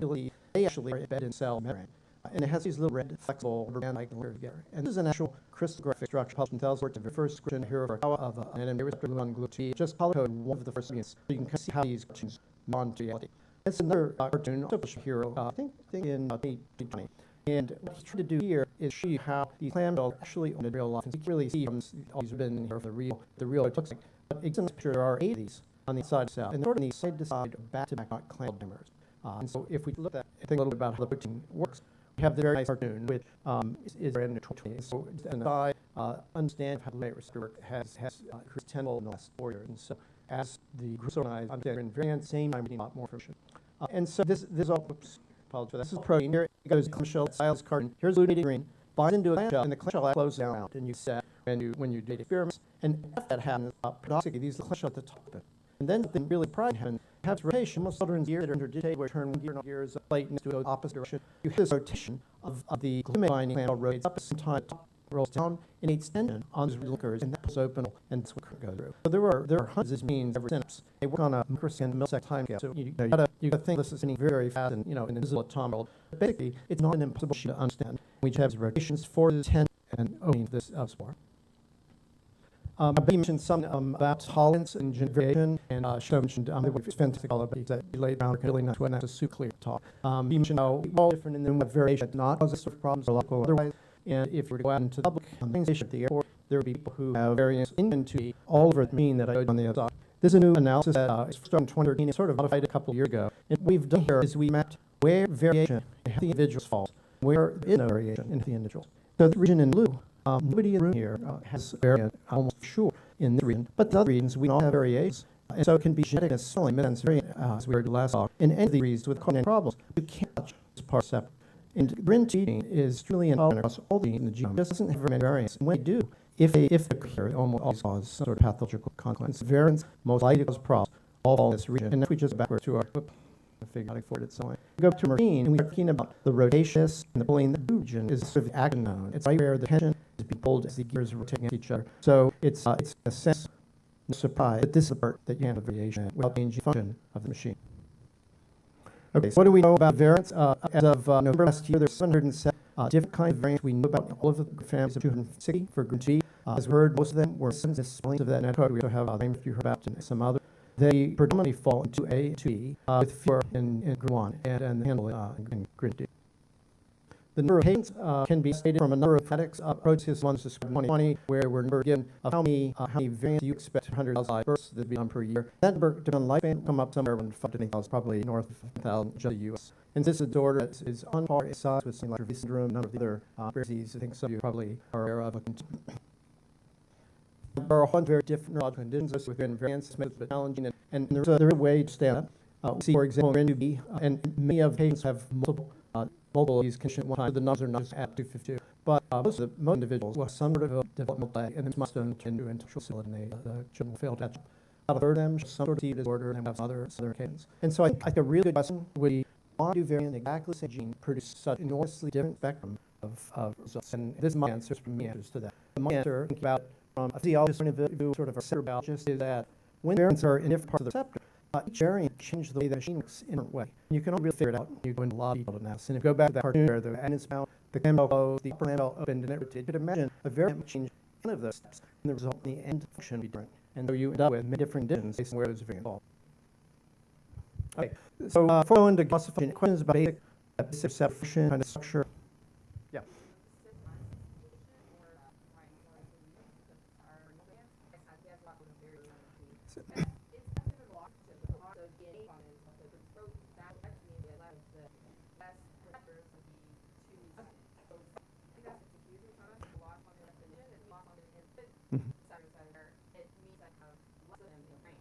Yeah, that's absolutely correct. So and that's actually a good emphasis why this is a advantage terminology that confuse people. But loss of, and as loss of function is anything that prevents the overall function of that receptor in the circulation for fly. And it could be a nonsense mutation that produces a stop, the protein not made, never deserves since the cells just don't have as much. And that term in the scale has not as much. No loss on has C, where the receptor does work as well. And again, won't have a turn in a circuit level distinguishable few at for although very different mechanism, but they will fall on this loss. So yes, in all it's almost always loss of function. Unless the gene is so far downstream in the protein early toward the end that the protein is made anyway, just cut it off and now it pulled up and it actually can change the purpose. Question. Other questions are gain loss? Okay, so unfortunately, gain loss. Every protein body is really complicated. It has many ways its function change. That protein I showed you has 6,000 amino acids, so it's made of a lot of glucose, and there's a lot of different ways its function change if it's the long wick and long leg. Variant changes some aspect of the overall function that makes the receptor more effective called gain function. A variant that makes some aspect of an overall function of the receptor less effective is loss of function. The only way to do this is to go off and measure the function. And with the non-functional, it's not easy. It's doable to measure current. We make receptors in cells, thick electrodes, measuring great detailed function. Other individuals have variants in proteins that have more complicated roles, maybe a nectin protein whose job in the teenage protein being bring together is functionality of that. So those individuals have really difficult to figure out what the variants do. Ion and chemical current, and we have a lot of functional out of them. Now, I have an analogy. I like the analogy. It works if it doesn't, I'll just for it. But, if you think about a car, there are a lot of ways you can assess the function of a car. A couple of cars are different. You could quantify what a car does by how fast it goes, its velocity, its acceleration, efficiency, its reliability as a brake, ease of use for bigger car. There's a lot of parameters you could assess that. And if we just think of a car as not always to the grocery store, it's a machine. Just put on our engineering for a minute and think, okay, this is a machine, it's got a lot of parts, more than 6,000 parts. Car work did than MD register. And we just pulled out the engine. And we blew the engine up in its parts. And let's imagine for a moment on the assembly line, the worker reads a bin or a distributor, and whatever reason, the wrong distributor in the bin. But it just doesn't fit the car. He puts that distributor on the car. And he has installed one raw part in that vehicle. And it goes down on and it's finished. That part, do a couple things. You'd go take the car and be just luck putting that particular wrong part, if it enhanced in any way how the car worked, called gain of function, maybe make the car faster, make it become more fuel efficient, the car battery would go bad, be break down. Wouldn't matter which of those for modality changed. If any of them got better, we would lump into this catch-all term, gain function. By contrast, if you jam wrong part and you made it stop, in any aspect of the car would worse. Battery round every 2 months, hard to start car in the rain, big kick. We would call that a function. And again, any decrement in any of the modalities of what the car can do and what we can measure if it was called loss function. And those are special terms for a change that could impact a lot of things. If we made that part off and had absolutely no effect whatsoever, again, is tolerant to change in position. Right, not run out of distribute, but it does really care. It just came out 15 volts or 33 volts. As long as it's got something up there, it will. And so that's an analogy for the amino acid variant we're talking about. What if there's a couple of things here? Well, what if this car in a machine making, and rather than stop a variant, the wrong amino acid right there. It's in a blue intolerant region. It's right region where there's red line, tension, they sort of blow in the receptor. That analogy, we've put the wrong part there. All we do to find gain loss function in molecular terms is particular words. And talking about a car, say, well, we would call variant, not a part stop, that make any aspect of the receptor, not the car, better. That's gain of function. That receptor now, its matter passes more current when it's glutamate. And likewise, if wrong amino acid right there, if that variant made the receptor work less well, we will call that loss function. If the variant had no effect whatsoever, we'd say it's intolerant emission. So this is one way to sort of think about gain loss function. And I think the key concept that confuses people is that gain loss is really a catch-all. Anything that makes it work better if you have a new function where the first talk doesn't the receptors don't pass current, they let waterfall that current, somebody for the whole, it's the normal receptor to pick up a nutrient. Anything that makes you more of it really does become gain. Anything that makes it work less effectively becomes loss. Cleaner question, receptor not being made. It's not working well, it's there, that's a fun. Okay, let's back to that first electrophysiology slide. So we have current again, we just went through. We draw this sum. Here is term gold, glutamate or we see the glutamate here, we measure if glutamate goes in that activated C receptors, there's current. What does gain loss function look like in the context of synapse measurement? Well, here gain function. We should have got too much current. We did the stop, got too much current. And so now we have had far more current than we want to. There might have been 100 ways to make that receptor pass more current, but as long as it's more current, the circuit is not override. You can also think about the opposite direction, loss function. We do 6 experiment, shock model, release the glutamate, glutamate rises, activate C receptors, measure the current, 17 this much current, all of that gives so much current. And we would call that loss function. Again, there could be 100 reasons why the receptors not pass current. The bar could interrupt, might not want to glutamate. The tension, the red liquor should you might longer be fish up. And they would all have the same result. You'd get less current and they call it loss. And then a question just a minute ago, you also have loss if you just don't have as many receptors here. Because, for example, there's a translation and not made, they reach the synapse, liver and pregnancy glutamate, that's so a couple of questions. This is important, and then I'd be happy to take many questions if more slide. Any question about the analogy, the general concept of gain or loss? That's a real test we test. We recorded RNA and back into raw gig, or we trick my cell going to digitate and up receptor covered cell, and then the cell covers itself with resistors, take electron, we glutamate, and we measure time. That very much like that. So for and we do 10 assays, 10 cells, you're recording the same day, shoot all types of dicks, everything working times variance. And so it's a lot of work, but it's another way to, there's another way to do it. And people say, can a computer predict it? Once you know how it works and you program a computer, you go figure it out. That's a question. Okay, any questions about neural? Yeah. Okay, a lot. It was a rule will. It'll be probabilistic. You have one gene and gene with a variant, and both of them, even if they're making the same amounts, they're probabilistically assembled, and you have some good receptors, some receptors that carry the variant, and you'll have it. Sure, in a model, we'll look at synapses that have that mutation to do then set mass. Some of the old function and some is error. Yes. Questions? Say it again. The turnover rate is, I don't know if it's probably on the order of 12 hours. The body always means things in recycling, and keep tagging with fluorescence and in a UVs, the new receptor, and up and old ones being pulled off fraud. It's a very dynamic process. Okay, so why does gain or loss of function matter? Well, eventually there will be therapies for variants. It's evident, a lot of ideas out there now, there's clinical trials, thing how do we fix genetically? It's simply a matter of time. And therapy come a lot of ways with pharmacology, medication, genetic approaches that will eventually be available, things we can conceptualize, that we ways just work with the patients and improve for life skills, and they'll all sort of overlap this grid diagram. If you just look at the medication arm, we're going to find drugs that target the NMDA receptor that might be useful in certain patients. And then the other drugs, antidepressants have nothing to do with NMDA receptor. Some will want to be more active in greater patients, others. If we focus on the drugs that target the NMDA receptor, we have two kinds. We're going to find increase function, and these are out there, and there are many companies working on these, on the lab. And there are drugs that decrease function, and there are many out there, some of them clinically approved, others that are currently moving towards clinical trial, particularly for GRIN2B. So now we're in a situation where we have drugs that offer things. How do we know which variants could potentially be treated with which?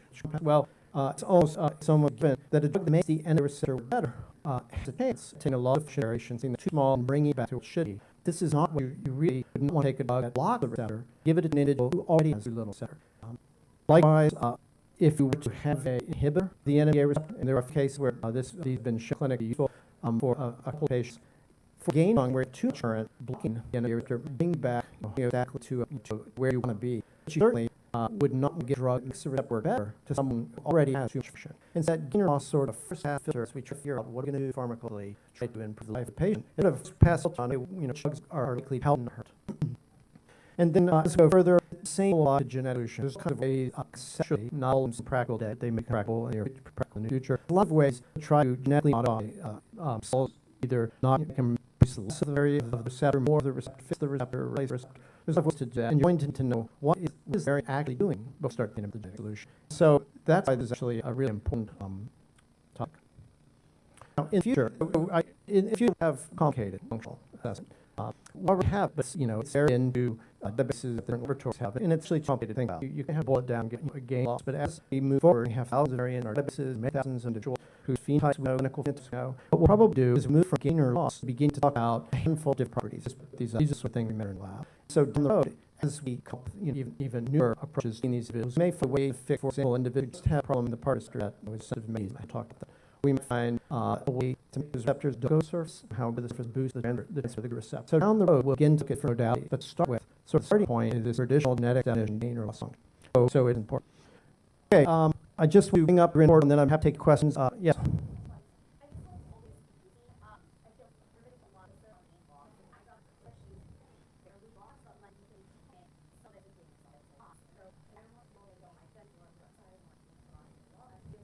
Yeah, that's a great question. And I have 40 slides behind this talk we go in that. I took a talk with Zurain and show those out, and I do that on Friday afternoon.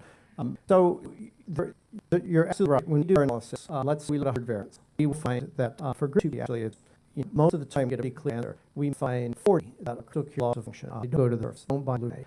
Activated, they're there, but we can hardly GRIN out of them. Some of them open, it's just unflaven eye, they don't reopen. We'll find maybe 25 that view the current, and not enough current in the light. It's like what you couldn't see. Something wrong, have to open the time passing the current. And we'll find difference. The other 5 will show what you got. Amazing lot down. So if you look at the receptor, it looks like it's going to have a huge amount of current. Then you assay to get a surface, forget put a surface, but the man's does not, and there is not, and you realize it doesn't look like it's there. It might be loss of function, but it may there will be gain. And we have these mysteries. What we've done, we have tried to round that. It might, well, I'll just mention it be a little complicated. We've gone in and we made 100. We haven't done it 2A, not B. We made 100 or more, 140 van in the health population. it's from the NOVA data. I think right now this only been done for GRIN2B, another regime than this. We've measured the function of all of those, and we created an old distribution. How much can the MDA function change a healthy person? What do we want? Well, glutamate can be latency vary twofold. This is sort of time. You've got glutamate bond twofold achieve is fine.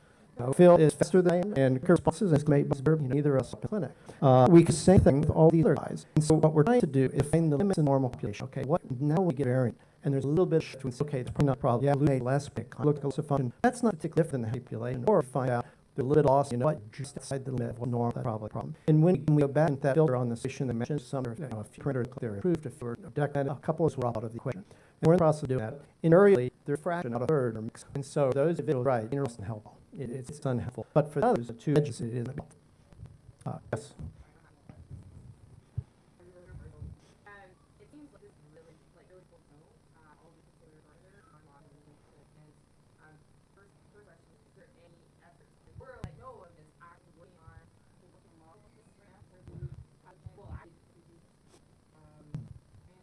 So there is, and actually, but work out. The good news for you folks is in the science world, there's always a little friendly competition, right? We're in here for 1986. I don't know how long it's long time. And always being with 100 and what you are, and you want to before they because you know what, you're going to your grant, and your children isn't do, we don't job right. It's always competition. But for there, it's zero to know. Every person, every day in the world, I've been all the time. Everybody is work gathers. So anybody you say yes, the whole group is saying we said that as people trying to figure where to put that, how to say it, mom. That sort of leads into this portal. This is an app driven by Husky, Dennis, Timinky. We're involved. The goal is not to make a model, but take all the clinical features of every single variant, all clinical features, and to go back, take everything you've measured, put it on a sortable database. You can go in here and you can begin to ask questions. Okay, let's turn out using block, right? This is really important. When you go away, it's always in function. Let's try the receptor go to the surface. You can go in the portal and you begin to research, say, all right, what is that functional phenotype alone connect to? Is that like clinic? All kids have some easy function, what they got. Kids have lots of licenses, what have they got. And some models will be driven by that. And then it's all really by a Max guy who is super interested in this, and he's going to build models between different channels. And this data model is, he can gain all function really well based on the function data we've got. And so they're moving to that first step to get the data. We're in the process of moving about 2/3 of our parameters here. Right now in the portal, we've got potency, magnesium, we got pH.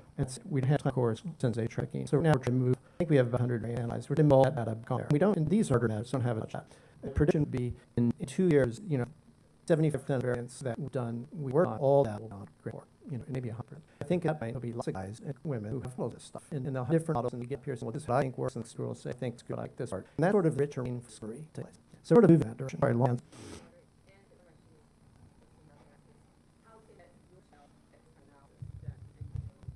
Right, so question, and there are group GRIN2B we've worked with Tim Engie and UC Denver and Slicky and subdivided world, has a certain continents. Anybody who wants to join registry in these continents will work through our privacy concerns and the Denver the same. Had a undergrad to harmonize two database. I don't know how to do it. When he wrote database, so German database and the American database are identical. Best is can translate. There's a word that ever say little difference. You're talking about behavior. So those two databases are harmonized, and right now we're in GRIN1 first, V second, 2 third. We're writing a paper on 105, GRIN1 variant. We're defining it all functional data, image hosting, all your data. You call it we know in this paper. You're not in the registry, want to join in it, I'll say yes. So we're working on that. The SIM is going to be tomorrow, and made it in is data for those two databases are Tim Johannes. And our databases, Aviafish and Barcelona has a database that he has put together, and I know they have a separate database on the not nearly as large as Hans, and Tim, they have a separate database they keep up, and I'm sure they're interested are well.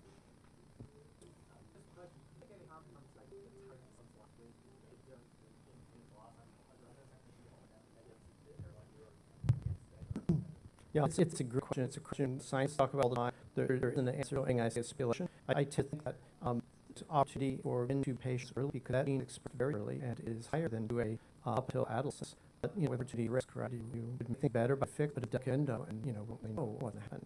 For 2A, we're working on a paper right now. Entirely about Johanna Lamke. He provides stuff in the HEP mechanism. 2 variants. The null variants, which we were some questions about. The kids have early seizures at age 3. The seizures here around us, and they still have issues facing. And we did a lot of looked out at mouse model of complicated motor coordinate. Turns out in history turns and mentioned early on, don't sure in the animal that like 2A state, but it touches better adolescence. So this is a window of vulnerability.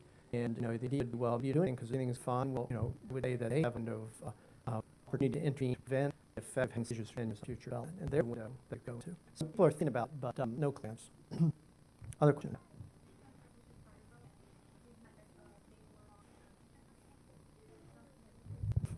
So the first thing is I apologize. we are hard, not we're in love. So here and I talked with a little bit about this at lunch. There's a lot of factors side of my guys doing the experiment and zip an email off to Dennis, update the pro. You know, there's legal issues at Murray, when can you report something, when can you report them, the grants time. And so we had a backlog. We've done more than 500 variants, including all the ones. I don't know what the number is. And we had a backlog of 40 of those that we had not able to bust. We data sets, and we kind of them, and we developed a new assay saying, well, we want to re-screen data set and tell us the gain function, and we execute the traffic experiment. We realize, oh, gosh, it does go to surface, not in a function. It's low function. That's a harder assay. How a lot of that back, we as broadly more assays to be clear, and then we just have just a backlog. And there's 200 variants we've done that are not yet. These used to give out reports, Emory's not give out anymore. If you go, let's check today, there's a button can and a generate report. And a clinical report. So we're trying to clear our data out and move to portal and then have automated stuff. And so, so the answer to you is the answer to everybody room is you do what parents do. You should persistently advocate for your family members and just pass, because when we don't answer, it's not out of concern or annoyance, it's because we'll get 300 email a day, it's raw. So, but you know, there's okay. Oh, see, we actually did the review, but it didn't get answered. Okay, so go back to our question here. So include means glutamate went up, surf trafficking changed a little bit, and we have the equation. We have the equation here where in part of equation run next, basically just algebra. We calculate this and it looks like we knew the change twofold, the thing 1.5, it's up to, then dumb to whatever. Just plug those numbers in, that comes a result that pulls together, and then when it's not clear, it's included. So what does that mean? Means it's not getting lost, but that doesn't mean it's not safe to the net, because the machine still works in a way. And it could be that time it's just not quite working right, but our assays are picking up the rupture, so it's subtly impacting function. Now, there's one other, it's just really, try to be a little bozer. Let me just go all the way back to actually, there's another thing I don't fail to mention. It's really important. We don't know anything about this. It's a third of the protein. There's a large, the protein world doesn't fold into anything. It's just run off, all the way over here somewhere. And all kinds of junk hang on it, all kinds of signaling hang on it. That's the part that tells the receptor to go to the synapse, not cell body. And all these little sites on here that the body modifies with phosphates, other hang other COVID modifications on. So changes here never almost never alter function. They mean alter where it goes, how long it stays, where it has to turn over, how fast the body turn over. Will go to synapse and there, or hang in the synapse and it's about rooming somewhere else. And so some of the indeterminate ones, there is your area may be down here, it may be a region right here, that's impacting stuff. So the whole piece of this that we don't know how to work on. Yes.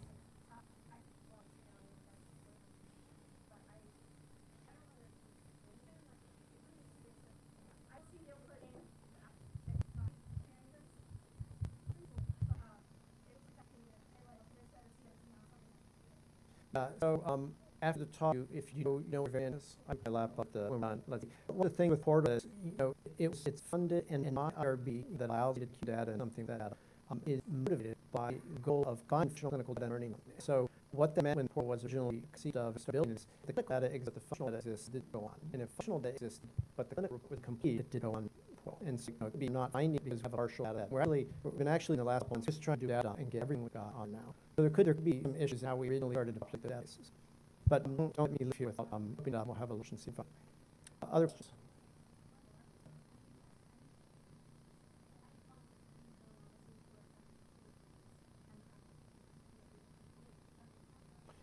That's right now, but sort of was years ago. There's serine and etherin for loss, and there are multiple school companies inventing MDAs or attentions, but they've been in the 10 years. They would be really close. That 10 years gain of functionality. And a lot of animals will be seizures. So everyone's super careful about, for attention go to the clinic, couple of seizures, let's figure out what we're doing. So they're all being mobile, multinational, huge kind of programs. There's a pound out there, and they're moving forward. For blockers, Dividil is a inhibitor. It's a prototype of a class that all companies had upon. And so the lot of B we're going right now. Dividil will be the first one that we have a pediatric. And then Edmonton is some patient been on some instead had some 2E kids that were well, but the kid had a lot of challenges, and then there's Harvard patient who decked pretty well. It's for that kid in piss run off and be done recently. It was started the Mentine site, and we're working on a algorithm that tells us which events may maintain more mode. When maintain more mode actually will lock variants or not the normal, and that should be a way of figuring out why it works and not.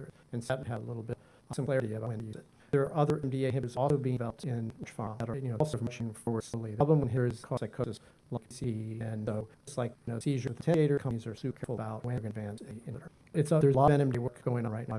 These companies, everybody's got programs. So you'll have to hope that things come out that are and not in much in life in the next decade.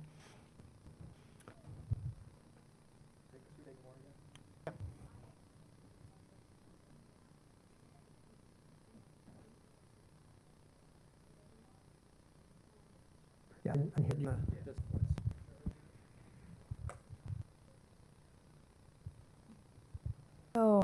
recently read the paper about green mice, and is it like you explaining that need to be will have also have like some research, or is green 1, green 2 different?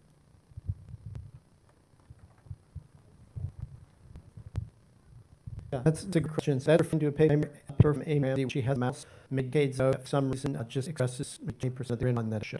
And everybody I know assumed that mouse could has a lot of emphasis because assumed it was the skid are not wired correctly. You can't unwire them and put back out. And it's Amy showed that so many atom late brings back functions. It was a really exciting result, and in fact, result. It's a very encouraging result. Sort of as a plastic brain is. Brains of these men try to fit all, if it was to retain and you would birth at night. And so I think it's hopeful. I think I encourage more folk to actually try it, experiment, and see if they can rectify problems with reduced speed function. There is a problem that the mice that can be very difficult to raise, and so it's a listicle problem. It doesn't seek at all humans, it's just mess things. So, but I hope it's kind of changed mine because I've predicted what you can see as an adult lots of receptor whole life, and so I'm encouraged. Yep. Thank you, Dr. Ellis, for presentation. Give him a please. This is always hard part because we have these questions and so still he'll remember a couple of kind of to die. We're going to take just a moment to reset up some microphones up here, and then GRIN2B Foundation Director Nick to give a brief sort of overview of what's going on currently at our foundation, how you guys involved, and then Miney just going to end things today with input more discussion for parents, caregivers. Only a couple of things over there.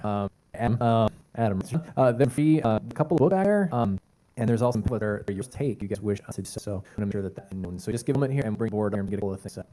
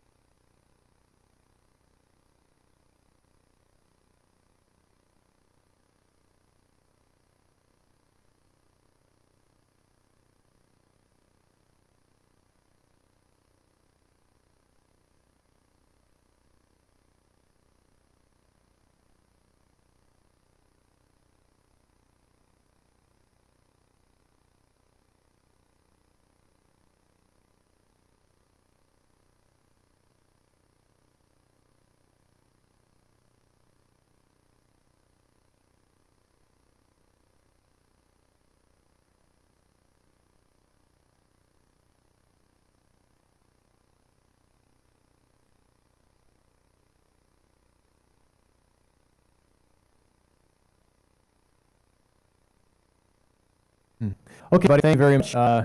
Good, we got a couple of minutes to get a stretch. And welcome back up. I would say the board is not going to be for play. So we'll lock the screen. So if we will some questions that I would like welcome Liz to kind of narrow through some things that we have going on. GRIN2B Foundation, so as well, Liz. Is it face it? I'm tired. I mean, if I'm blinking. Okay, so this should take like a sense that we're running out of steam here. Wait, where's the here? It is. Do you want to see? Okay, and all I want to give a shout out to are some intern Ruby who's standing over there. Ruby is fun who put these together for us. So here we. There's no audio. No. So all this is vivid. I probably know stuff. We just want to run through it. Some can be newer. Probably won't read all this out. This is all stuff pulled directly from our website. We kind of remind you what we do. We're all paid on board, and we consider ourselves a support organization. That's our original mission, and we're support organization that does fund research. Here's our board directors. So as 4 of us are here, 2 of us not here. And just a review of grants. So and all of this stuff in the full chat. So we want to make sure everyone is aware of our all our programs. So we have assistance grants. It's written over there in the chat program. So if you have questions about how application is to grant, talk to me. But that program is still currently open in March, and it'll close slowly December 1st. So we're very proud of that program and being able to perfect. We also offer support for regional meetups. So now I know that and have GRIN2B families live near you. If you would like to GRIN2B families live near you, we can assist you with that and some digging around. So if you find families are within decent amount of time or a couple hours that you all want to do together, you can apply for a small grant or help support that meeting. One thing that we are going to encourage this year is that we are active for GRIN2B Walk and Roll fundraiser, which basically encourages guys to set their own walks even in December. And so there could be a time to walk with the families that are you, and you could apply for a region to help for that walk. Okay, and then as you guys know, GRIN2B Awareness Week is in March. Dates have changed a bit. It was the couple of years, it was actually the whole month March, and then we once we started collaborating with this organization, GRIN2B Foundation, and we started working with other entities. How much is I think now it's GRI. It's GRI month. Now it's GRI our month. It incorporates green, and red beans, all green strategies. So now we are and we'll always be starting March 12th. GRIN2B is at Corona. So if you're new, if you've been around senior awareness material on our website. If you're new, you check out. We have we do during the week. Okay, and this outlines the grants they've been out. You saw Dr. Jack, who was out earlier. We supported the great issue with Dr. Who now here, and there is for Tim tomorrow. And then Dr. part of that wrong. Jack Nguyen, I'm sorry. Who is a colleague from University. We had his work past 2 years. So if you're familiar with GRIN, they have to get a really awesome research plan. They are the entire, all the these. They have the capacity through grants received. They pull together all the researchers and have to go really good. So we're kind of be back in their line and for what's filling gaps in fund research. So now we don't want to overlap everyone. And they work really well with them. We should not always more with organizations that share just can be unfortunately competition. We think we not have that. We have no desire for any competition. So patient care. So you'll be hearing this tomorrow from Dr. Park and myself. Dr. Park is here. We will be funding, as I mentioned, weeks that are red butter, and so also we started talking about funding an area of excellence back in 2018. We realized that the cure was very sandy, is my word. We tried to take a different plan and fund this area of excellence, and Kieran is part of that, and we will likely run on the tips. But first step of excellence, we call that out, depending on fundraising. We want more locations if you try the goal. I think we'll talk more specifically about that tomorrow. So fundraising. We've got Awareness Week. So we have the Beat for GRIN2B Walk on and Roll in September. And there's information goals about how to set up the active event. And then we big camp at the end of the year for Give Tuesday, call our giving season campaign. Facebook fundraisers are really great. I know already fundraisers, really appreciate that. There's some fundraiser kit, so when all their kit together. So you have fundraising questions, talk to your. They use some person based fundraising, I guess just talked. Have lots of GRIN2B that could shop, which are the information is posted on the side. We all have a page on our website where you can find $1 for vendors. Pump matching is a really helpful things that have for companies that really them program. So maybe if you want to know if your company has matching program, check it out. And just encourage you to get involved anyway. We have a committee you could join. Definitely present research when you can. There's a lot of registries for more the various registry tomorrow. Clinical trial obviously is you can participate and qualify. So sorry, let's see. Social media, like your posts, and if you have very social skills. And that is it. And oh, we have the mountains. I already saw it. Oh, you did. Okay. Did we make the raffle? Oh. You want to raffle? Carol and Georgia, they're oh wait, a lot of people left. So anyways, if you know if you've got, I don't have one, but you have tickets in your dash, some away, again, so left, probably that more. You see?